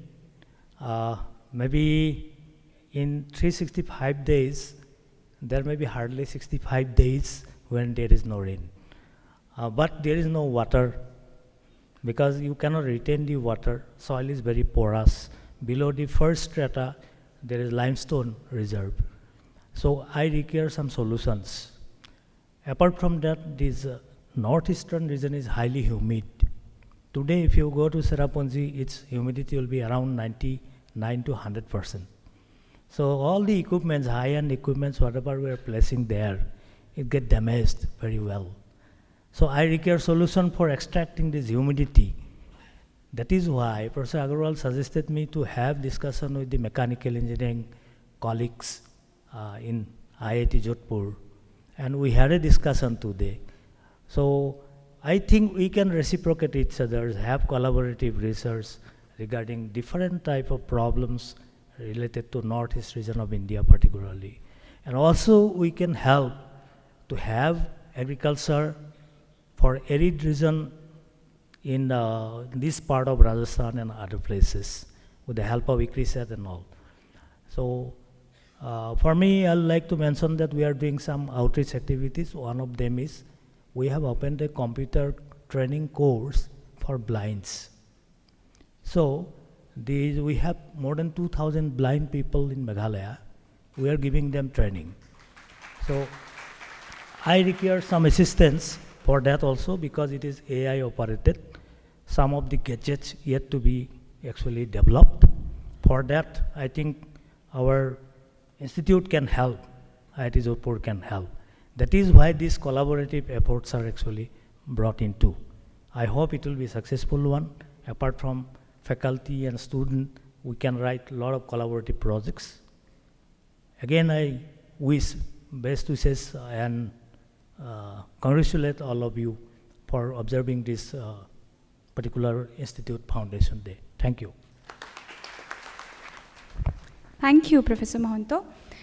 Ladies and gentlemen, it is a moment of great pride for IIT Jodhpur as we have signed MOUs with 8 other NITs as well, including NIT Warangal, NIT Puducherry, NIT Patna, MNIT Bhopal, NIT Delhi, NIT Agartala, NIT Calicut, and NIT Jalandhar.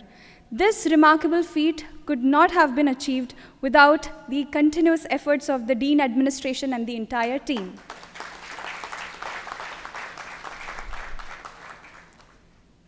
Ladies and gentlemen, Shri A.S. Kiran Kumarji, our Chairman, Board of Governors, is also the Chairman, Physical Research Laboratory Management Council and member, Space Commission, Government of India. He has served as Secretary, Department of Space and Chairman, Indian Space Research Organization. He has steered the implementation of the applications oriented in Indian space program, which has facilitated rapid development of the country in many important spheres of Earth observation, communication, navigation, meteorology, and space science, as well as the development of indigenous launch vehicles and related technologies for providing assured access to space. In recognition of his contributions, he was conferred the Padma Shri Award by the President of India.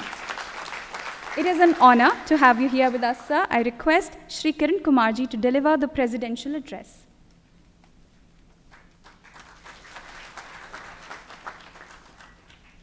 Good afternoon to all of you. Shri Agarwal ji, Director IIT Jodhpur, Vipin Sonde ji, Gaurav Agarwal, all the dignitaries on the dais, and all the staff, students of this institute, which is now celebrating its 17th Foundation Day.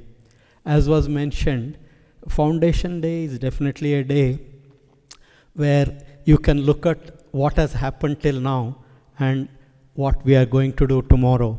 And Dr. Agarwal took us through that journey of how it started, where we are today, and what we intend to do in the near future.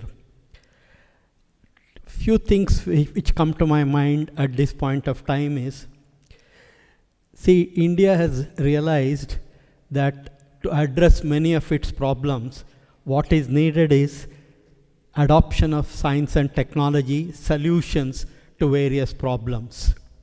And in this context, you have seen many institutions in our country which have made sure that adoption of technologies which at some point of time looked so remote and so far away, have been effectively brought into reality. And if you see how Department of Space brought in the use of space technology, which in many ways was a disruptive technology available in the late 50s to humanity of going beyond planet Earth. And what was done was not technology for technology's sake, but for technology for the development of our country. And in this context, you also see that adoption of technology which is available to you requires people with tremendous skills and people with capability. And this is where IITs since last many decades have been providing to our country a mechanism where a number of students can be taken through the process and then bring in a new skill set. But what has also happened is IITs have produced a tremendous amount of manpower which not all the time have contributed to the direct development in the country. But that does not mean that they have not contributed to the development of the country, because today you see large number of them who have gone outside are also contributing to our country by what they are sending back and now what they are coming back here. Today, another very important point that came out is how do we need to adopt the way we are doing our activities. One of the things that was said is Hindi, making use of providing an opportunity for students to do these activities in their mother tongue. See, when the way back, when the Britishers changed the language here to English, in one stroke, they made the entire country illiterate, while the country was not illiterate in that sense. They had tremendous capabilities, skills in doing large number of activities which was necessary or sufficient for their survival and for their development and growth. But making English as a language of communication and also for ruling, they made sure that a large population in this country were termed as illiterate. But today I'm extremely happy to see that IIT Jodhpur is trying to make some leeway or headway in identifying this problem and providing opportunities to the students to pursue education in their mother tongue. Another very important activity that we see here, IIT Jodhpur is also spearheading, is in health technology by working with AIIMS in Jodhpur. Today, we are also seeing how the technological growth which has happened elsewhere is actually controlling the development and also the services in the health sector in our country. In fact, I keep talking about this, probably some of you would have heard me talking about this. I would like to just give one narrative. See, in the first industrialization period, we were at the receiving end because we were a colonized country. Physical raw material from here, whether you talk of cotton, iron ore, or many other ores, were taken away from this land, infrastructure established elsewhere, converted it into finished products, it was brought back, and we were made to consume it and again exploited. Today, we are the 5th largest economy in the world, 75 years into independence. We have achieved a lot of things, and we have also have many institutions which are providing excellent education. You have also dealt with the problem of COVID, and our software experts have brought in a digital technology solution which is breaking the backbone of the credit card system and the technology, financial technologies elsewhere. But while all this is happening, we also need to remember that whether the process of certain things going away from here, being converted into finished products by infrastructure established elsewhere, and we being made to be consuming that at exorbitant cost, is it still happening in a manner which we are not realizing, or some of us have realized and not many are realizing? So I give a narrative, while each one of you may have a different view of this. The way I look at it is, the physical raw material of that time has been replaced by the intellectual capability of both those who stayed back in the country and those who went out of the country. Infrastructure established elsewhere has made use of this intellectual capability to convert it into finished products, and the entire world is being made to consume, maybe not China, because China blocked certain technological things in their country. All the rest of the world is a consumer who are consuming the products which are made by the huge infrastructure established elsewhere, to such an extent that in the health technology area, we are all very familiar how hospitals and many facilities which make use of 24/7 health monitoring gadgets and equipment which take the data away, and solutions are predicted using AI technology, and many places, hospitals and even the doctors and technicians are becoming dummy, and corporates are running the hospital with these solutions. Why am I bringing this point to you is, the technology development, science and technology keeps improving, finding new things, finding new ways of doing activities. Today, world is moving at such a fast pace where technology is producing solutions and the life cycles of this is shrinking at a rapid pace. So that's where even learning in technology institutes is becoming such a big problem, because what we learn today may not be relevant few years from now. So that's where people talk about learning, relearning, and unlearning what you have learned today, etc. So if all that is required, while we definitely need to make sure our immediate future is taken care of by what we are doing today, but we also need to look beyond and see whether tomorrow, if things have to be different, in what way we need to look at the whole problem. So if you have to find solutions, humanity has always found nature as an inspiring source for learning things. Today, if you are looking at artificial intelligence taking over most of the activities of humans through the robotic systems that are being made, where has the inspiration come from? The inspiration has come from human being itself. And as the capability of these technologies reduces the physical labor of the human beings, and tomorrow it's also going to make sure that a huge amount of intellectual capability also can be done outside the human being, because you can build equipment which work much faster than him and which can work at pace which is equivalent of hundreds of thousands of people working at a time. But who has to find a solution for these problems? Otherwise, will we be destined to continue to become colonized at different levels of sophistication? It is only when educational institutions, which have the responsibility of preparing the next generation of students, make them realize while they are provided necessary skill for the immediate survival, look at how to solve problems for tomorrow beyond today, and then make sure that India is able to survive and move ahead.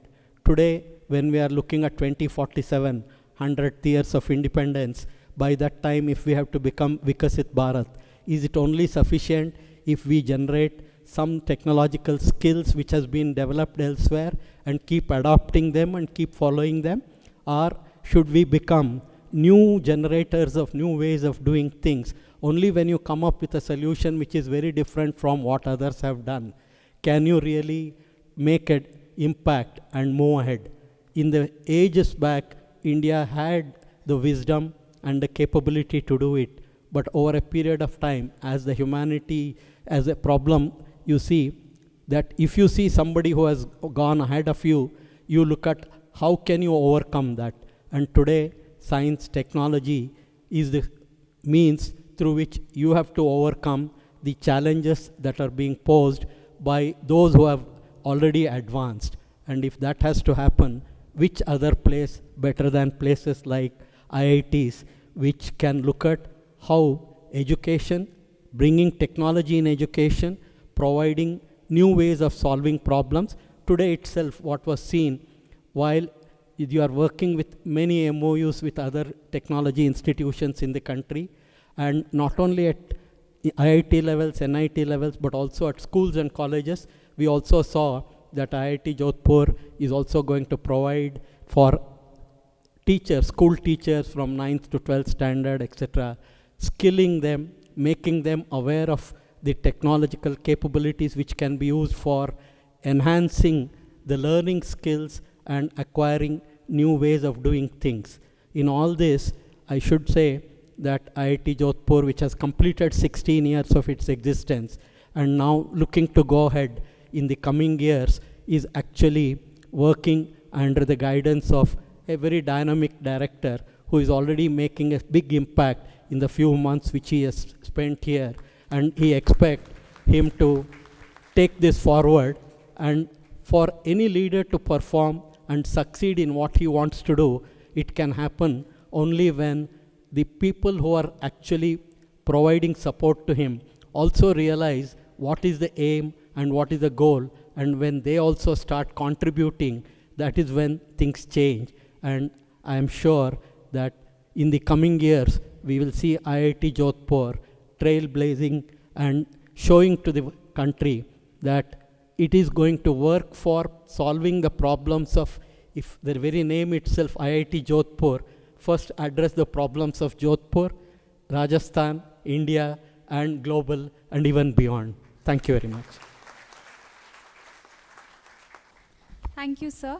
Undoubtedly, with your unwavering support and continued mentorship, IIT Jodhpur will emerge out as an even more successful institute. Vyaye krite vardhataiva nityam vidyadhanam sarvadhana pradhanam. Indeed, those among us who share their wealth of knowledge are rich in every sense. Now we have the Faculty Research Excellence Awards. It felicitates the individual faculty members for their exemplary research contributions. The awards are given to senior faculty members and young faculty members of IIT Jodhpur in three domains: engineering sciences and humanities and management, as well as high-impact journal publication. I would request our Chairman Board of Governors, Shri Kiran Kumarji, and our Director, Professor Avinash Kumar Agarwal, to felicitate the recipients of these awards.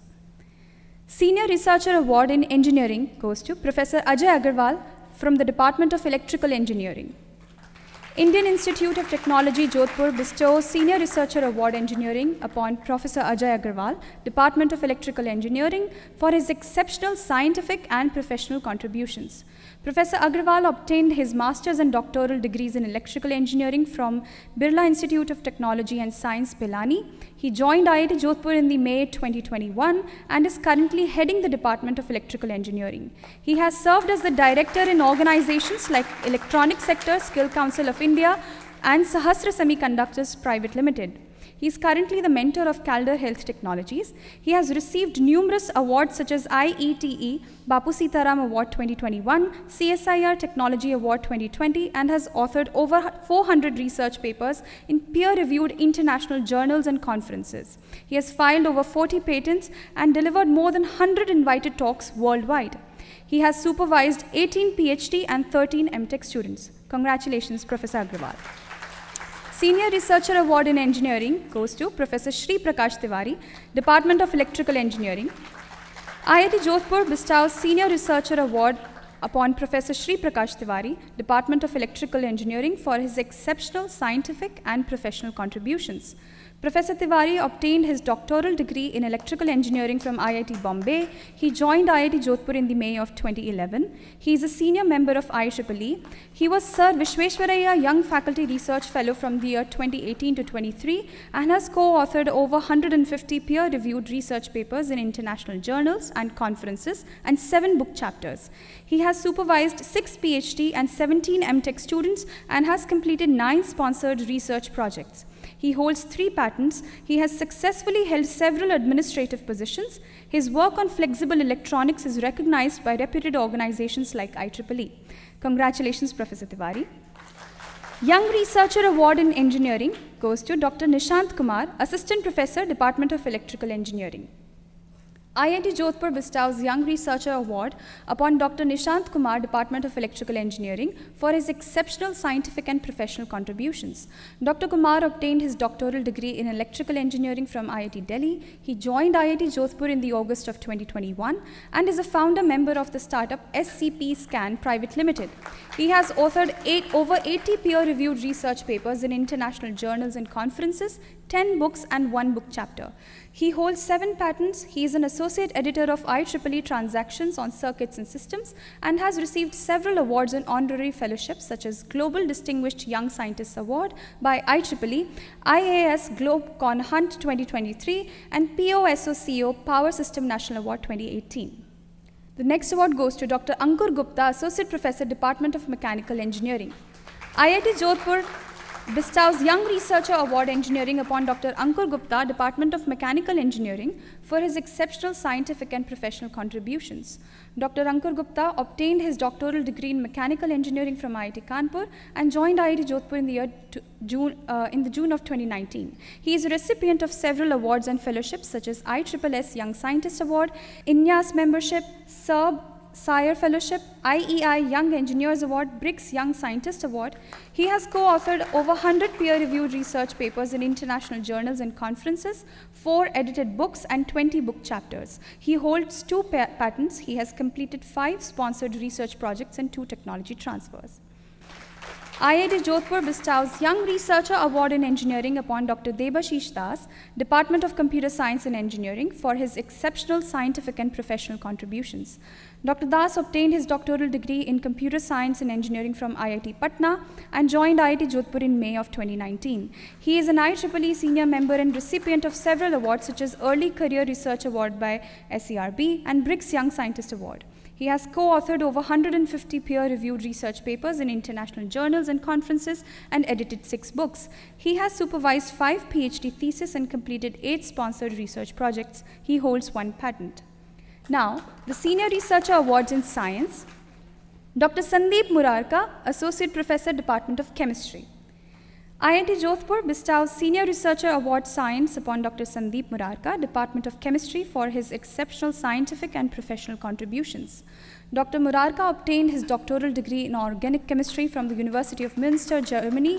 He joined IIT Jodhpur in the May of 2017 and is an early career advisory board member of Wiley Chemistry and Asian Journal and a member of Royal Society of Chemistry. He is a recipient of several awards such as Early Career Research Award from SERB, Theme Chemistry Journal Award, and has co-authored over 50 peer-reviewed research papers in journals and conferences, 10 edited books, and 4 book chapters. He holds 3 patents and is globally acknowledged researcher in the field of organic chemistry with research experience in the industry and academia. Young Researcher Award in Science, Dr. Vignesh Muralidharan, Assistant Professor, School of AI and Data Science. IIT Jodhpur bestows Young Researcher Award Science upon Dr. Vignesh Muralidharan, School of AI and Data Science, for his exceptional scientific and professional contributions. Dr. Vignesh Muralidharan obtained his doctoral degree in biotechnology from IIT Madras, and he joined IIT Jodhpur in the March of 2023. His area of interest is brain science and cognitive actions. He has co-authored over 25 peer-reviewed research papers in international journals and conferences and 4 book chapters. He holds 1 patent. Congratulations, Dr. Muralidharan. Young Researcher Award in Humanities, Social Sciences and Management, Dr. Rachel Phillip, Assistant Professor, School of Liberal Arts. IIT Jodhpur bestows Young Researcher Award Humanities, Social Sciences and Management upon Dr. Rachel Phillip, School of Liberal Arts, for her exceptional scientific and professional contributions. Dr. Phillip obtained her doctoral degree from University of Delhi and joined IIT Jodhpur in the July of 2022. Her monograph titled The Nation's Got Talent, Education, Experimentation and Policy Discourses was published in the year 2023 by Routledge. She has authored 11 peer-reviewed research papers in international journals and conferences and 2 book chapters. She has won Indo-Japanese Research Collaborative Grant and has successfully completed 3 consultancy projects. She works in the field of learning and teaching pedagogies. Researcher Excellence Award in High Impact Journal Publication, Professor Sushmita Jha, Bioscience and Bioengineering. Indian Institute of Technology, Jodhpur bestows Research Excellence Award upon Professor Sushmita Jha, Department of Biosciences and Bioengineering, for her exceptional scientific and professional contributions through high-impact publication. Professor Jha obtained her doctoral degree in Cell and Molecular Physiology from University of North Carolina at Chapel Hill, USA. She joined IIT Jodhpur in the year April 2012. She is a globally acknowledged researcher in her field. This award is being bestowed upon her for her impactful publication as given below. IIT Jodhpur bestows Research Excellence Award upon Dr. Nishant Kumar, Department of Electrical Engineering, for his exceptional scientific and professional contributions through high-impact publications. Dr. Nishant Kumar obtained his doctoral degree in electrical engineering from IIT Delhi. He joined IIT Jodhpur in August of 2021. This award is being bestowed upon him for his impactful publication.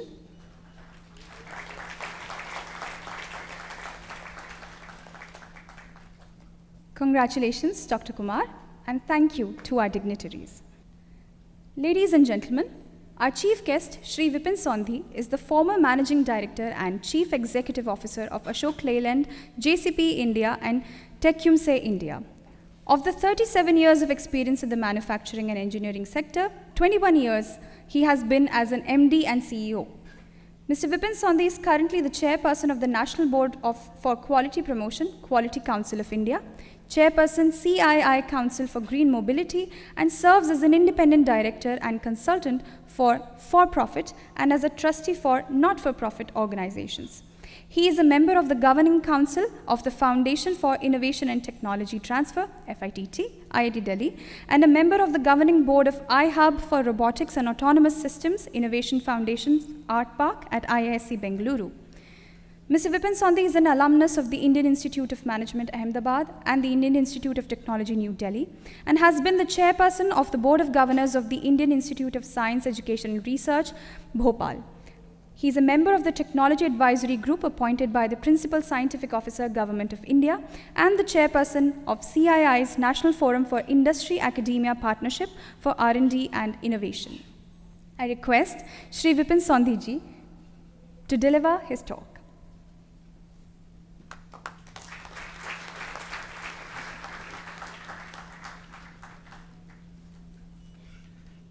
Thank you, Katyayani and Shri Kiran Kumar, Shri Gaurav Agarwal ji, Dr. Avinash Agarwal, Dr. Sampadraj Vadera, distinguished friends on the dais, esteemed faculty, distinguished alumni if you're here, dear students, members of the media, ladies and gentlemen, namaste. It's a profound honor to be here today on this Foundation Day of the prestigious Indian Institute of Technology, Jodhpur. Your institution is young. India also is very young. Your institution is 16 years old. India's average age is just over 30 years. Actually, by academic standards, very young, but is fast developing, as we've seen today, as a beacon of knowledge, innovation, and excellence. And today, as we gather to celebrate the Foundation Day, we also celebrate, which is very nicely shown by Avinash. I thought, Avinash, very good of you to show that the journey, the collective achievements, and the aspirations for the future endeavors of everyone who has been associated with this eminent institute. I first met Professor Agarwal a few years ago at a seminar in Delhi when he was with IIT Kanpur. His passion for continued research of IC engines was contagious. His conviction, phenomenal in what he was doing. We continued to remain in touch over the years, and I was delighted when I read the announcement, I think in late March or early April, that of his elevation as the director of IIT Jodhpur. Congratulations once again, Professor Agarwal, and thank you very much for inviting me here. You've been, I saw your presentation, very humble as always. That's great leadership. A Foundation Day, as we've said, is much more than an anniversary. It's a day of reflection, that's already been said, and recommitment. It is an occasion to look back at the journey undertaken, we've been through that, and acknowledge the milestones achieved. But very importantly, to see the future path. That was also shown as 5.0. Professor Agarwal and Vadera ji very patiently took me through the very inspiring journey a few days ago. Since 2008, when IIT Jodhpur was incubated, we've been through that. But the commitment to continuously push the boundaries of scholarship in teaching and learning, scholarship in research and creative accomplishments, and relevance to industry, the three stated driving forces for the institution came through very lucidly when we had our conversation. I was also very fortunate, like many of you, and Gauravji as well, to spend 5 years at an institution like an IIT. It was IIT Delhi. I wasn't going to mention it, but I now will mention it. It doesn't have the best buildings. IIT Jodhpur has the best buildings. In the late 70s and early 80s.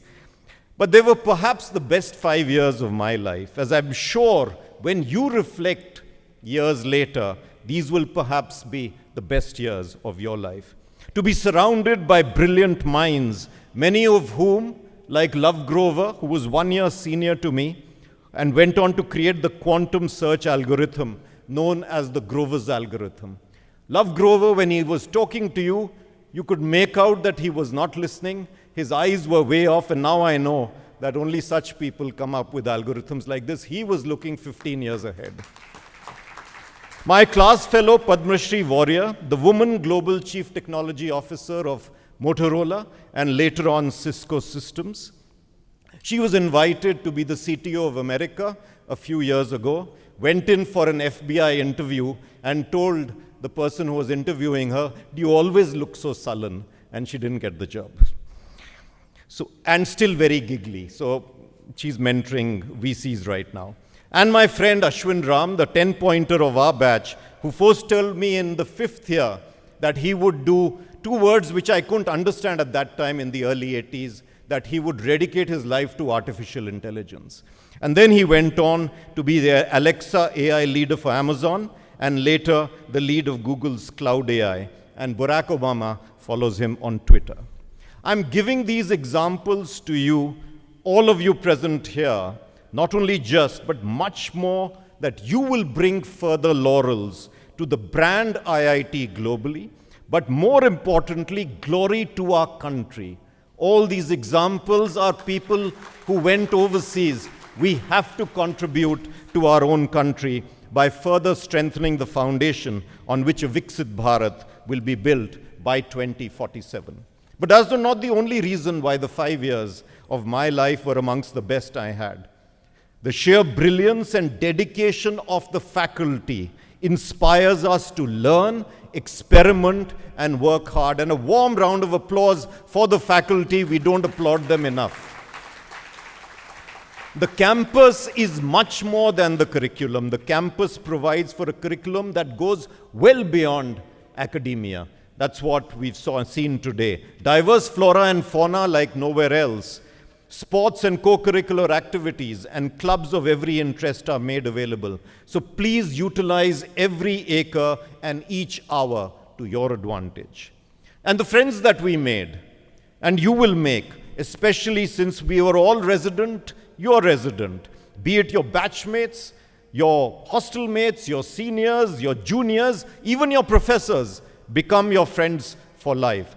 So contrary to what people think outside the IITs, that's only a perception. I think the opportunity is the most holistic development of a person that can be provided, and we should be grateful for those who've built this foundation for us. Please take it with both hands. As you celebrate the Foundation Day of IIT Jodhpur, it is also an opportune moment to look at the future. Professor Agarwal showed us the future. The vision for the future should be bold and ambitious. It is. To build on the achievements of your relatively young past as you go about institution building and, very importantly, nation building.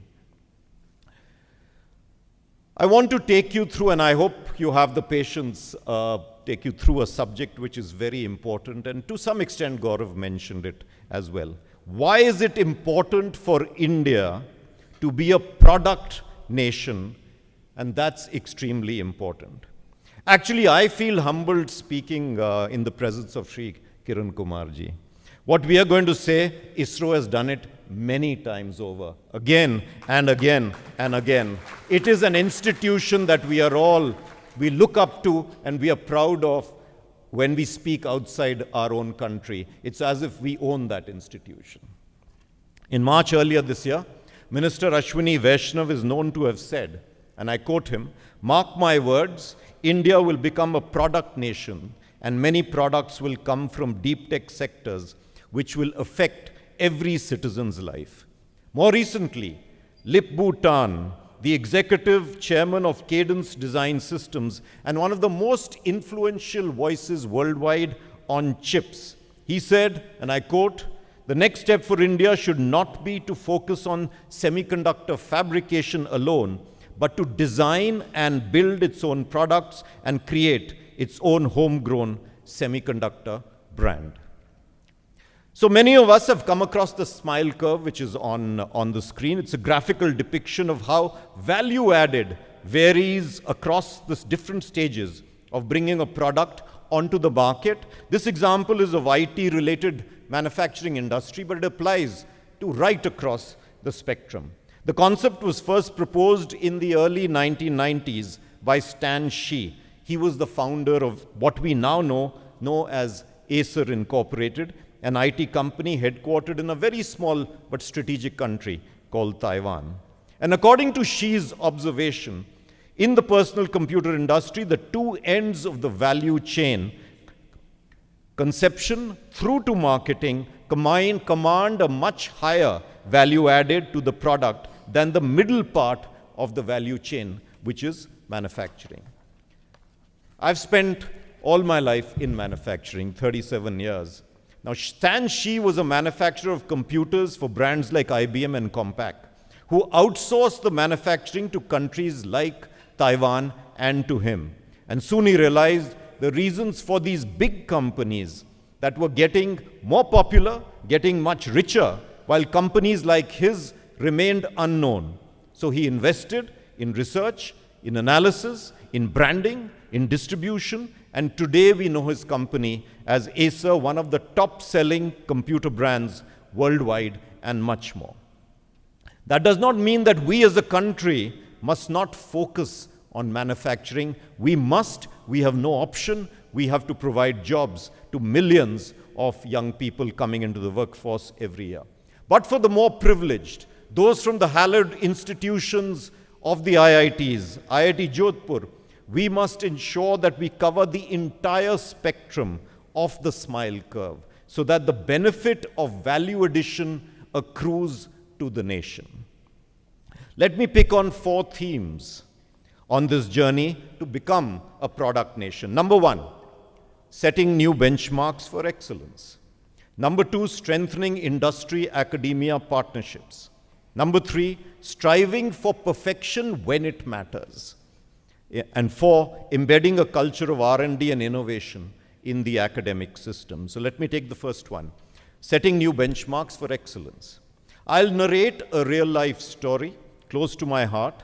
Many years ago, I worked for a company called Tecumseh India, which is a subsidiary of an American company which founded the hermetically sealed compressor in the USA in the 1930s. It was in its time one of the largest, probably the largest, hermetically sealed compressor company for refrigerators and air conditioners in the world.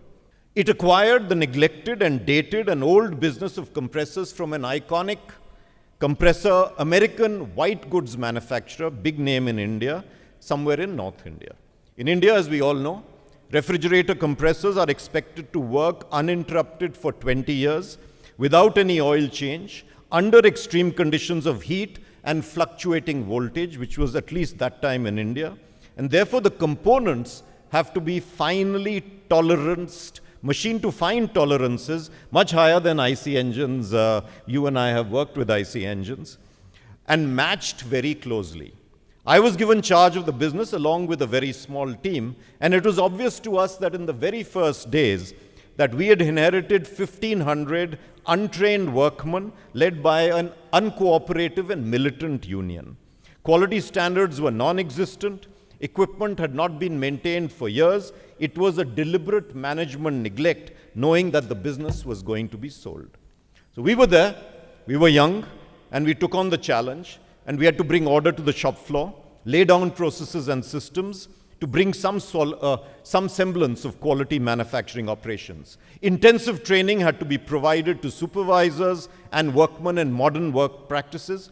More importantly, we had in parallel to set up a new world-class facility at that time for an ozone-friendly compressor. In short, a massive cultural transformation in a very short period of time. But we saw an opportunity that came our way. And remember, many opportunities will come your way. Within the first week, we found that one component line comprising 8 workmen of the 1,500 they were working diligently. Their tools were in the place that they had to be, and there was a place for every tool. That's 5S. Quality was measured. They produced to 0 defect. They worked honestly for the entire shift, unlike the other 1,490 who worked for a few hours of an 8-hour shift. One of the workmen in this line, and he's a role model for me, he always smiled, he always hummed as he worked. His was the neatest and the tidiest workplace. I got to know him well. He was inspiring. He was blind. Ashok couldn't see. Ashok, if the tools were not in their place, Ashok would not be able to locate them. He had decided very early in his life that he will live a life of gratitude. He hummed, he smiled when he worked. He was grateful he had a job. He had a family to support. He was married. His wife was also netrahin. She couldn't see. They had children. We used that particular line, or utilized that particular line, and the core workman as an example, as an island of excellence. And over the next 2 years, we were able to restore an old factory and its workforce into order. And the tenets of total quality management were instituted. I was so happy to hear that we have a program for the blind in Meghalaya. Meanwhile, the new factory, it's very, very important, and I think it's so wonderful. Meanwhile, the new factory for over 1 million world-class compressors was made ready. The same workforce was retrained once again, but now they had belief. They had the trust. And we were able to compete with LG, Samsung, Gree of China in various markets of the world, the same militant union, and 180-degree transformation had taken place. So Ashok had provided us an opportunity unknowingly, and we took it. I'm not quite sure if that opportunity was not there or we hadn't taken it, how long it would have taken us. It probably wouldn't have happened the way it happened. So institution building of an academic institution especially is a journey of a lifetime. That was mentioned earlier. And within that, institutionalizing a culture of excellence in every process is the job of each stakeholder. It's the job of everybody sitting here, faculty, students, the mess worker, the Mali. Please recognize the mess workers and the Mali. We walk past them. It is an everyday job. It cannot be postponed by an hour or even a minute. And excellence should become a habit rather than an occasional achievement. And the journey to excellence will encourage us to achieve the highest standards of performance, embrace challenges, and view setbacks as an opportunity for growth. In my view, there are at least 3 important steps for creating a culture of excellence.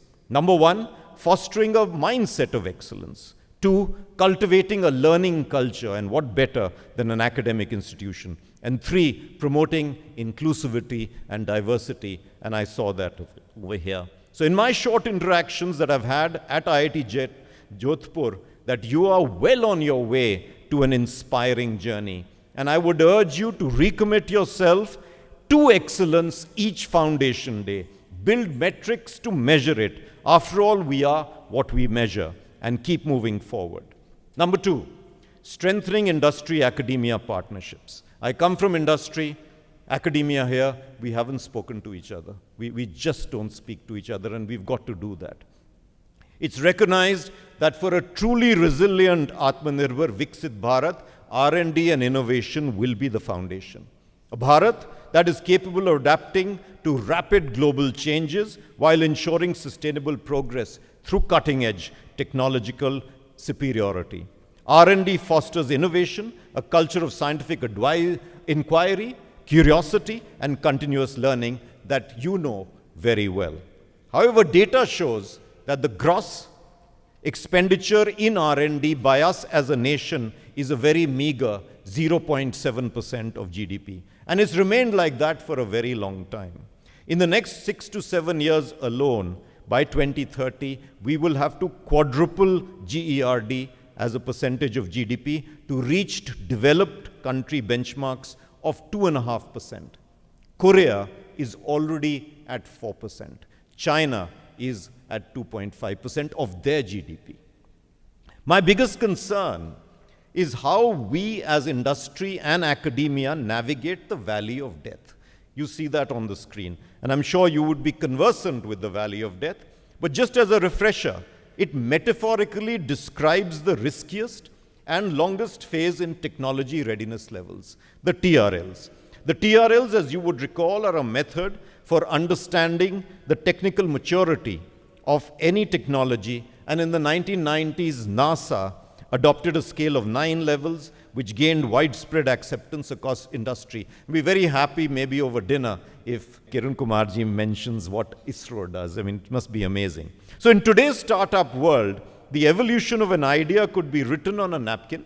Many of you in a canteen sitting, you write down on a college cafe in a napkin.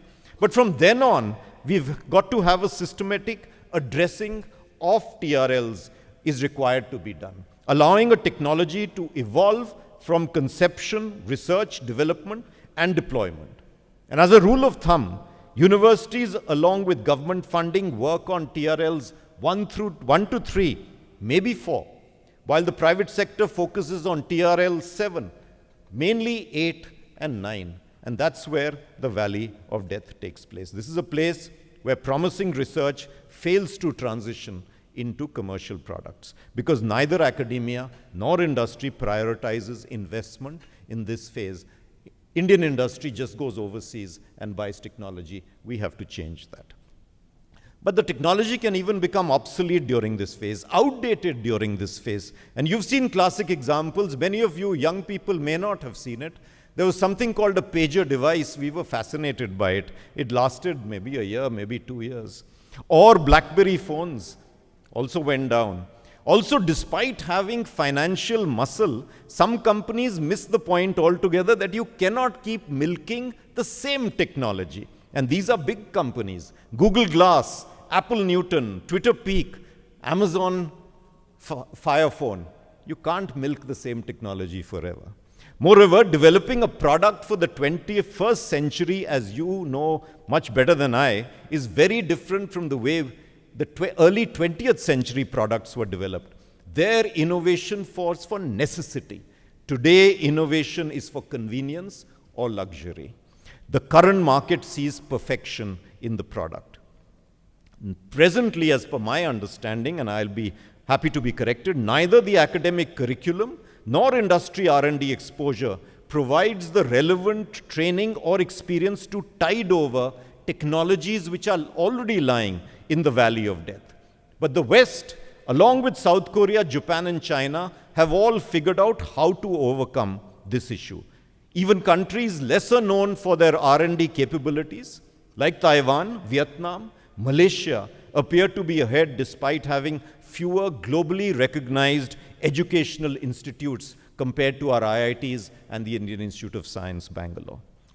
But establishing innovation clusters that bring together academic and R&D institutions, industry players, national and state research laboratories, and startups can foster collaboration and navigate the valley of death.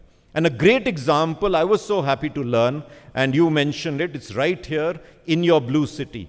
The Jodhpur Knowledge and Innovation Cluster, sponsored by the PSA's office, with IIT Jodhpur as the nodal agency. Congratulations, you must be one of the first to be doing that.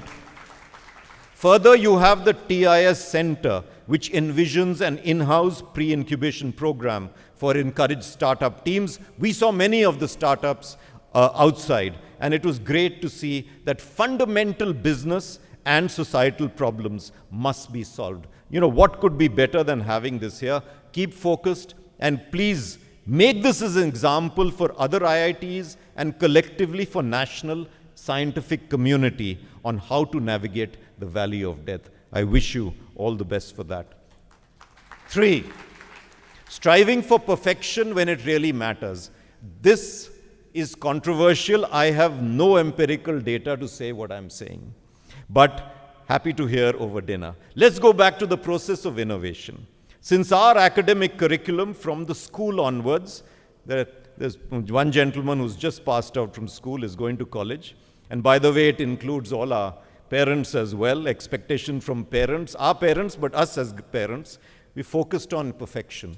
That is 100% marks, 9 point plus CGPA. I don't know what CGPA use. In our time, it was on 10. So 9 point plus was the expectation of the parents if you got into IIT.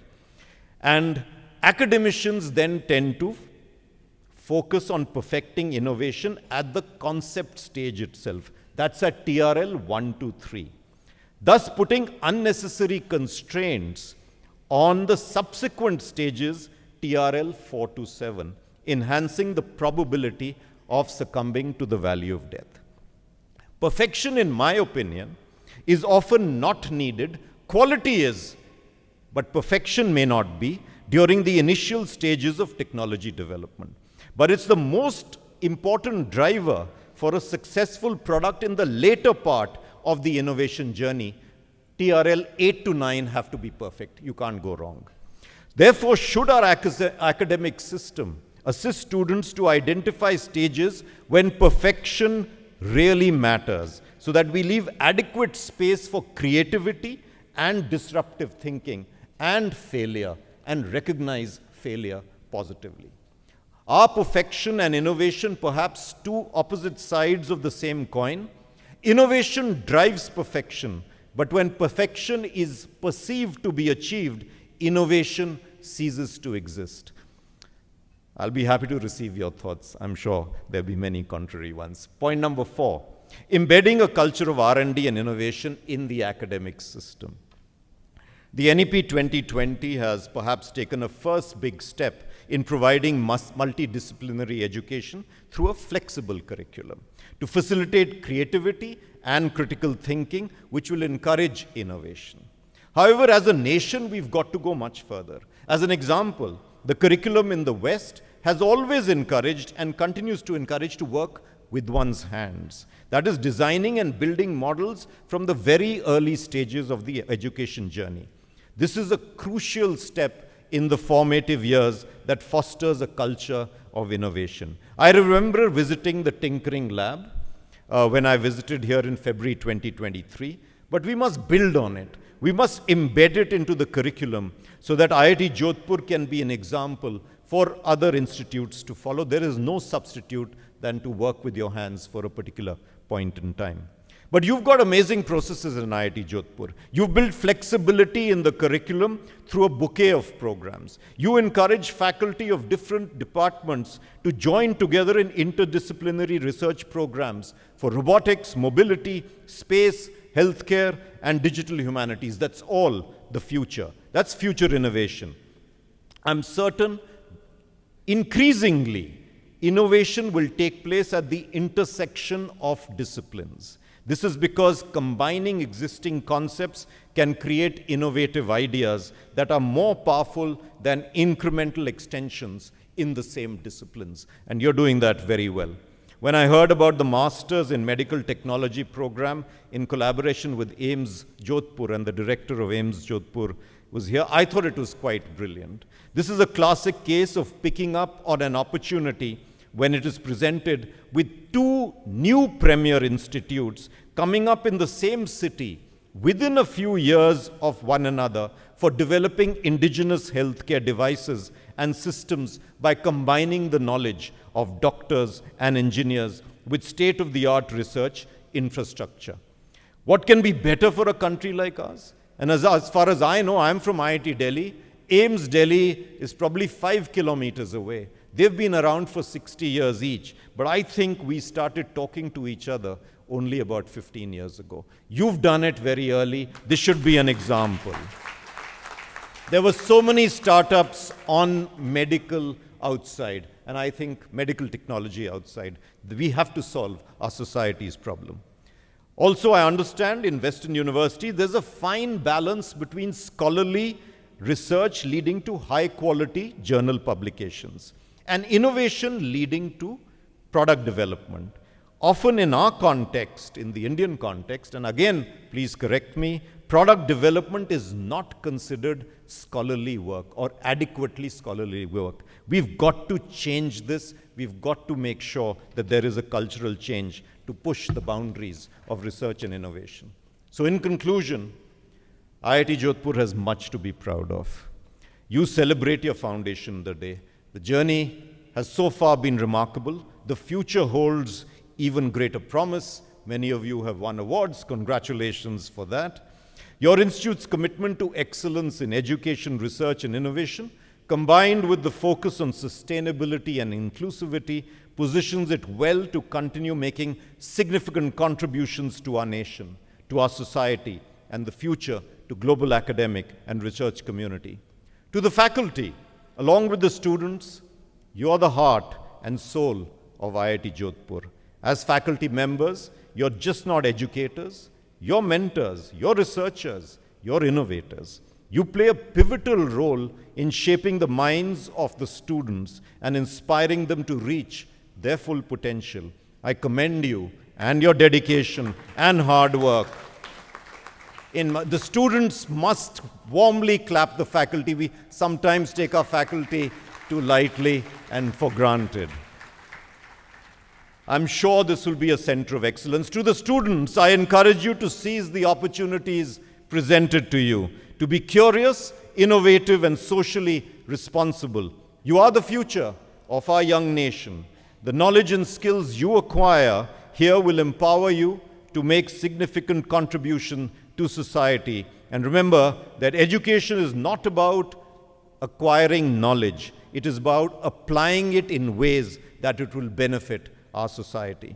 To the alumni, and I hope you're young, you'll have very young alumni, and please invite them if you haven't. I urge the alumni to stay connected to continue to contribute to the growth and success of your very young alma mater. It should be very important that we remain connected with the alumni. And thank you very much, Director Agarwal, for inviting me on such an important day of the Institute.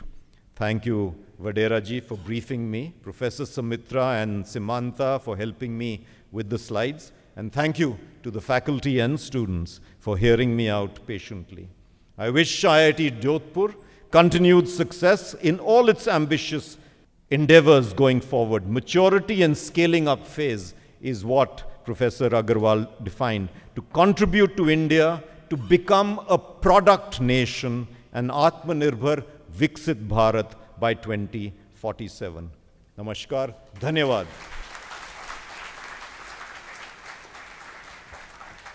What a vibrant address. Thank you, Mr. Sondhi, for sharing your insights in delineating the roadmap for India to become a product nation.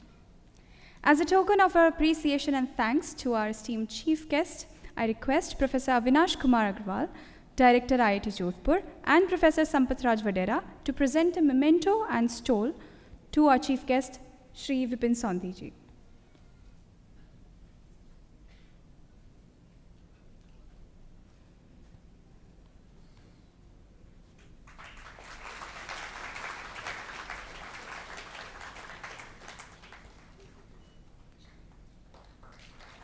I request Professor Agarwal and Professor Vadera to present a memento and stole to our guest of honor, Shri Gaurav Agarwal ji.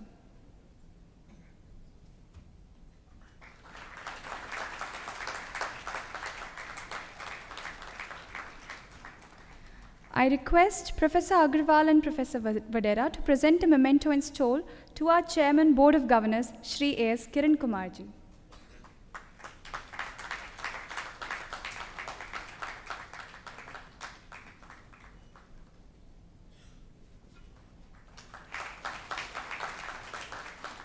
I request Professor Agarwal and Professor Vadera to present a memento and stole to Director IIT Jaipur, Professor Narayan Prasad Padhi.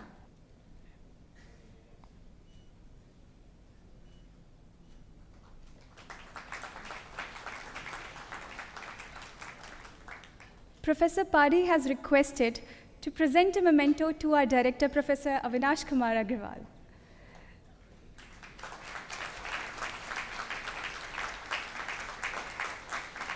Thank you, sir. I request Professor Agarwal and Professor Vadera to present a memento to Director NIT Sikkim, Professor Mahesh Chandra Govil.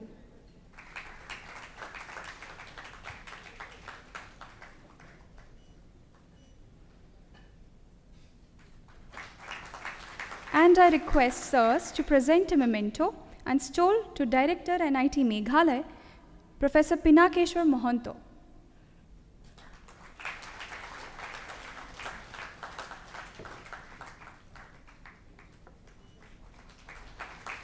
Thank you, sir.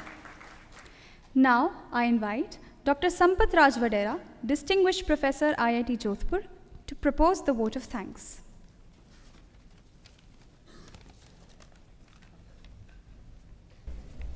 A very good evening to all, and hearty congratulations for 17th Foundation Day. The Foundation Day of an institute is an occasion when we rejoice with all our stakeholders. Who are our stakeholders? Faculty members who impart the knowledge and carry out extraordinary research in frontline areas, staff members who take care of humongous task of administration and facilitate both faculty member and students in their respective tasks, the students who are usually important component of any technology institute, as they not only participate in the process of learning and research, but also show their skills of innovation and entrepreneurship. They are the future assets of the country. And most importantly, our partners from academia, R&D, industry, armed forces, government, and society our most important stakeholders. We consider ourselves very fortunate that all our stakeholders are gracing this important occasion of 17th Foundation Day celebrations and witnessing how rapidly this institute is growing towards maturity.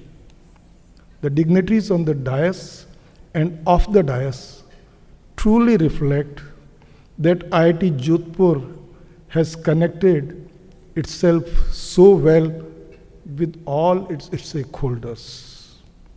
Shri Vipin Sondhi ji, our chief guest, is a renowned industry leader.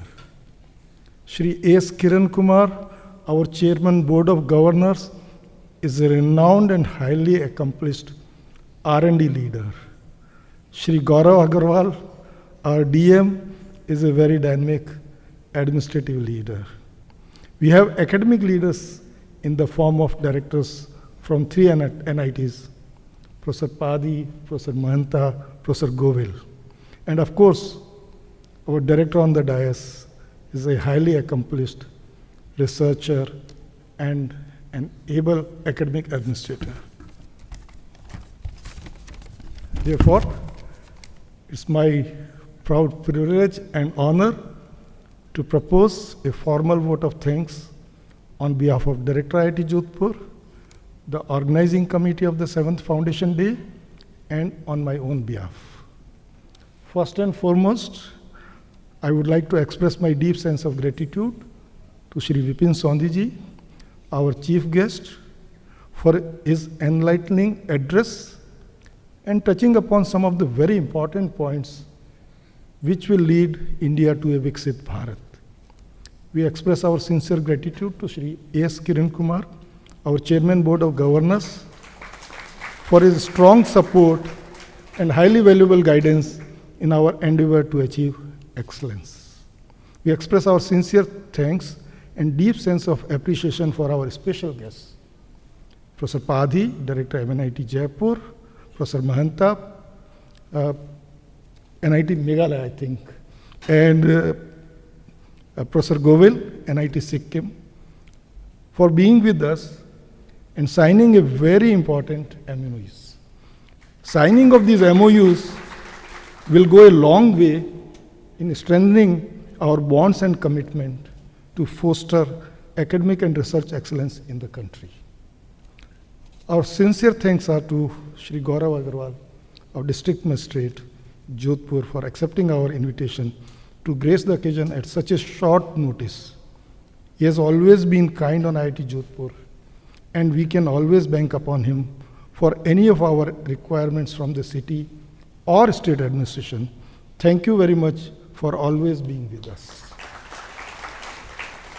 I express my deep sense of gratitude to our friends and well-wishers from the industry.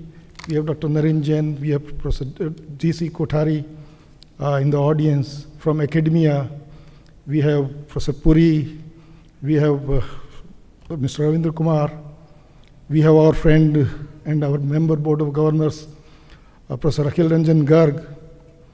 We have people from R&D, from DRDO, Mr. Ravindra Kumar, and then Tripathi, Mr. Tripathi, from administration, and in the city of Jodhpur. Your presence is a big source of strength for all of us at IIT Jodhpur. I'm sure that we shall continue to get your patronage in all our future endeavors. Thanks to media persons for gracing the occasion and giving wide coverage of the event.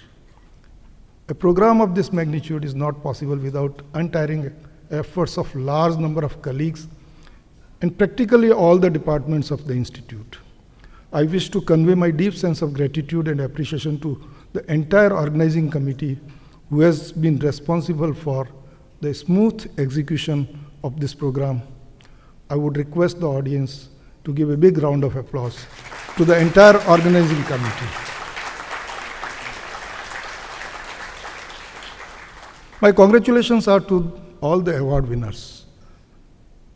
I'm sure that these awards will make them determined to go to the higher levels and achieve higher excellence. Of course, not last but not least, I have no words to thank our Director, Professor Avinash Agarwal, for his valuable guidance, unwavering support, and dynamic leadership, not only for the execution of this program, but providing a new vision and direction to this institute, wherein we all have started believing that IIT Jodhpur is like any other matured IIT. That is what he has given a kind of belief to us. Thank you very much for making us believe that we are matured IIT in a very short time of 3 months. That is what is his achievement of 3 months. You can imagine what could be achievements for 5 years. That is what is in the store. Well, Foundation Day is an occasion when, recall the things, think about the future, and we are coming to end of the program. But this end of the program is leading to a new beginning, wherein as IITJ fraternity and as IITJ stakeholders, we all will be striving to work hard with dedication to see that we grow together to see that we get benefit to our city, we get benefit to the state, to the nation, and of course, we emerge as global leaders. This is what we should pledge on the Foundation Day. Thank you. Jai Hind. All the best. Thank you, Professor Vadera. Ladies and gentlemen, with this, the commemorative event is concluded. I thank all the distinguished guests, faculty members, staff, and students for joining us, and I congratulate all the recipients of the institutional awards. We shall gather here again in the next 30 minutes for the cultural program as the Foundation Day celebrations continue. Now, I request everyone to please rise for the national anthem. जनगण मन अधिनायक जय हे भारत भाग्य विधाता पंजाब सिंध गुजरात मराठा द्राविड़ उत्कल बंग विंध्य हिमाचल यमुना गंगा उच्चल जलधि तरंग तब शुभ नामे जागे तब शुभ आशीष मागे गाहे तब जय गाथा जनगण मंगलदायक जय हे भारत भाग्य विधाता जय हे जय हे जय हे जय जय जय जय हे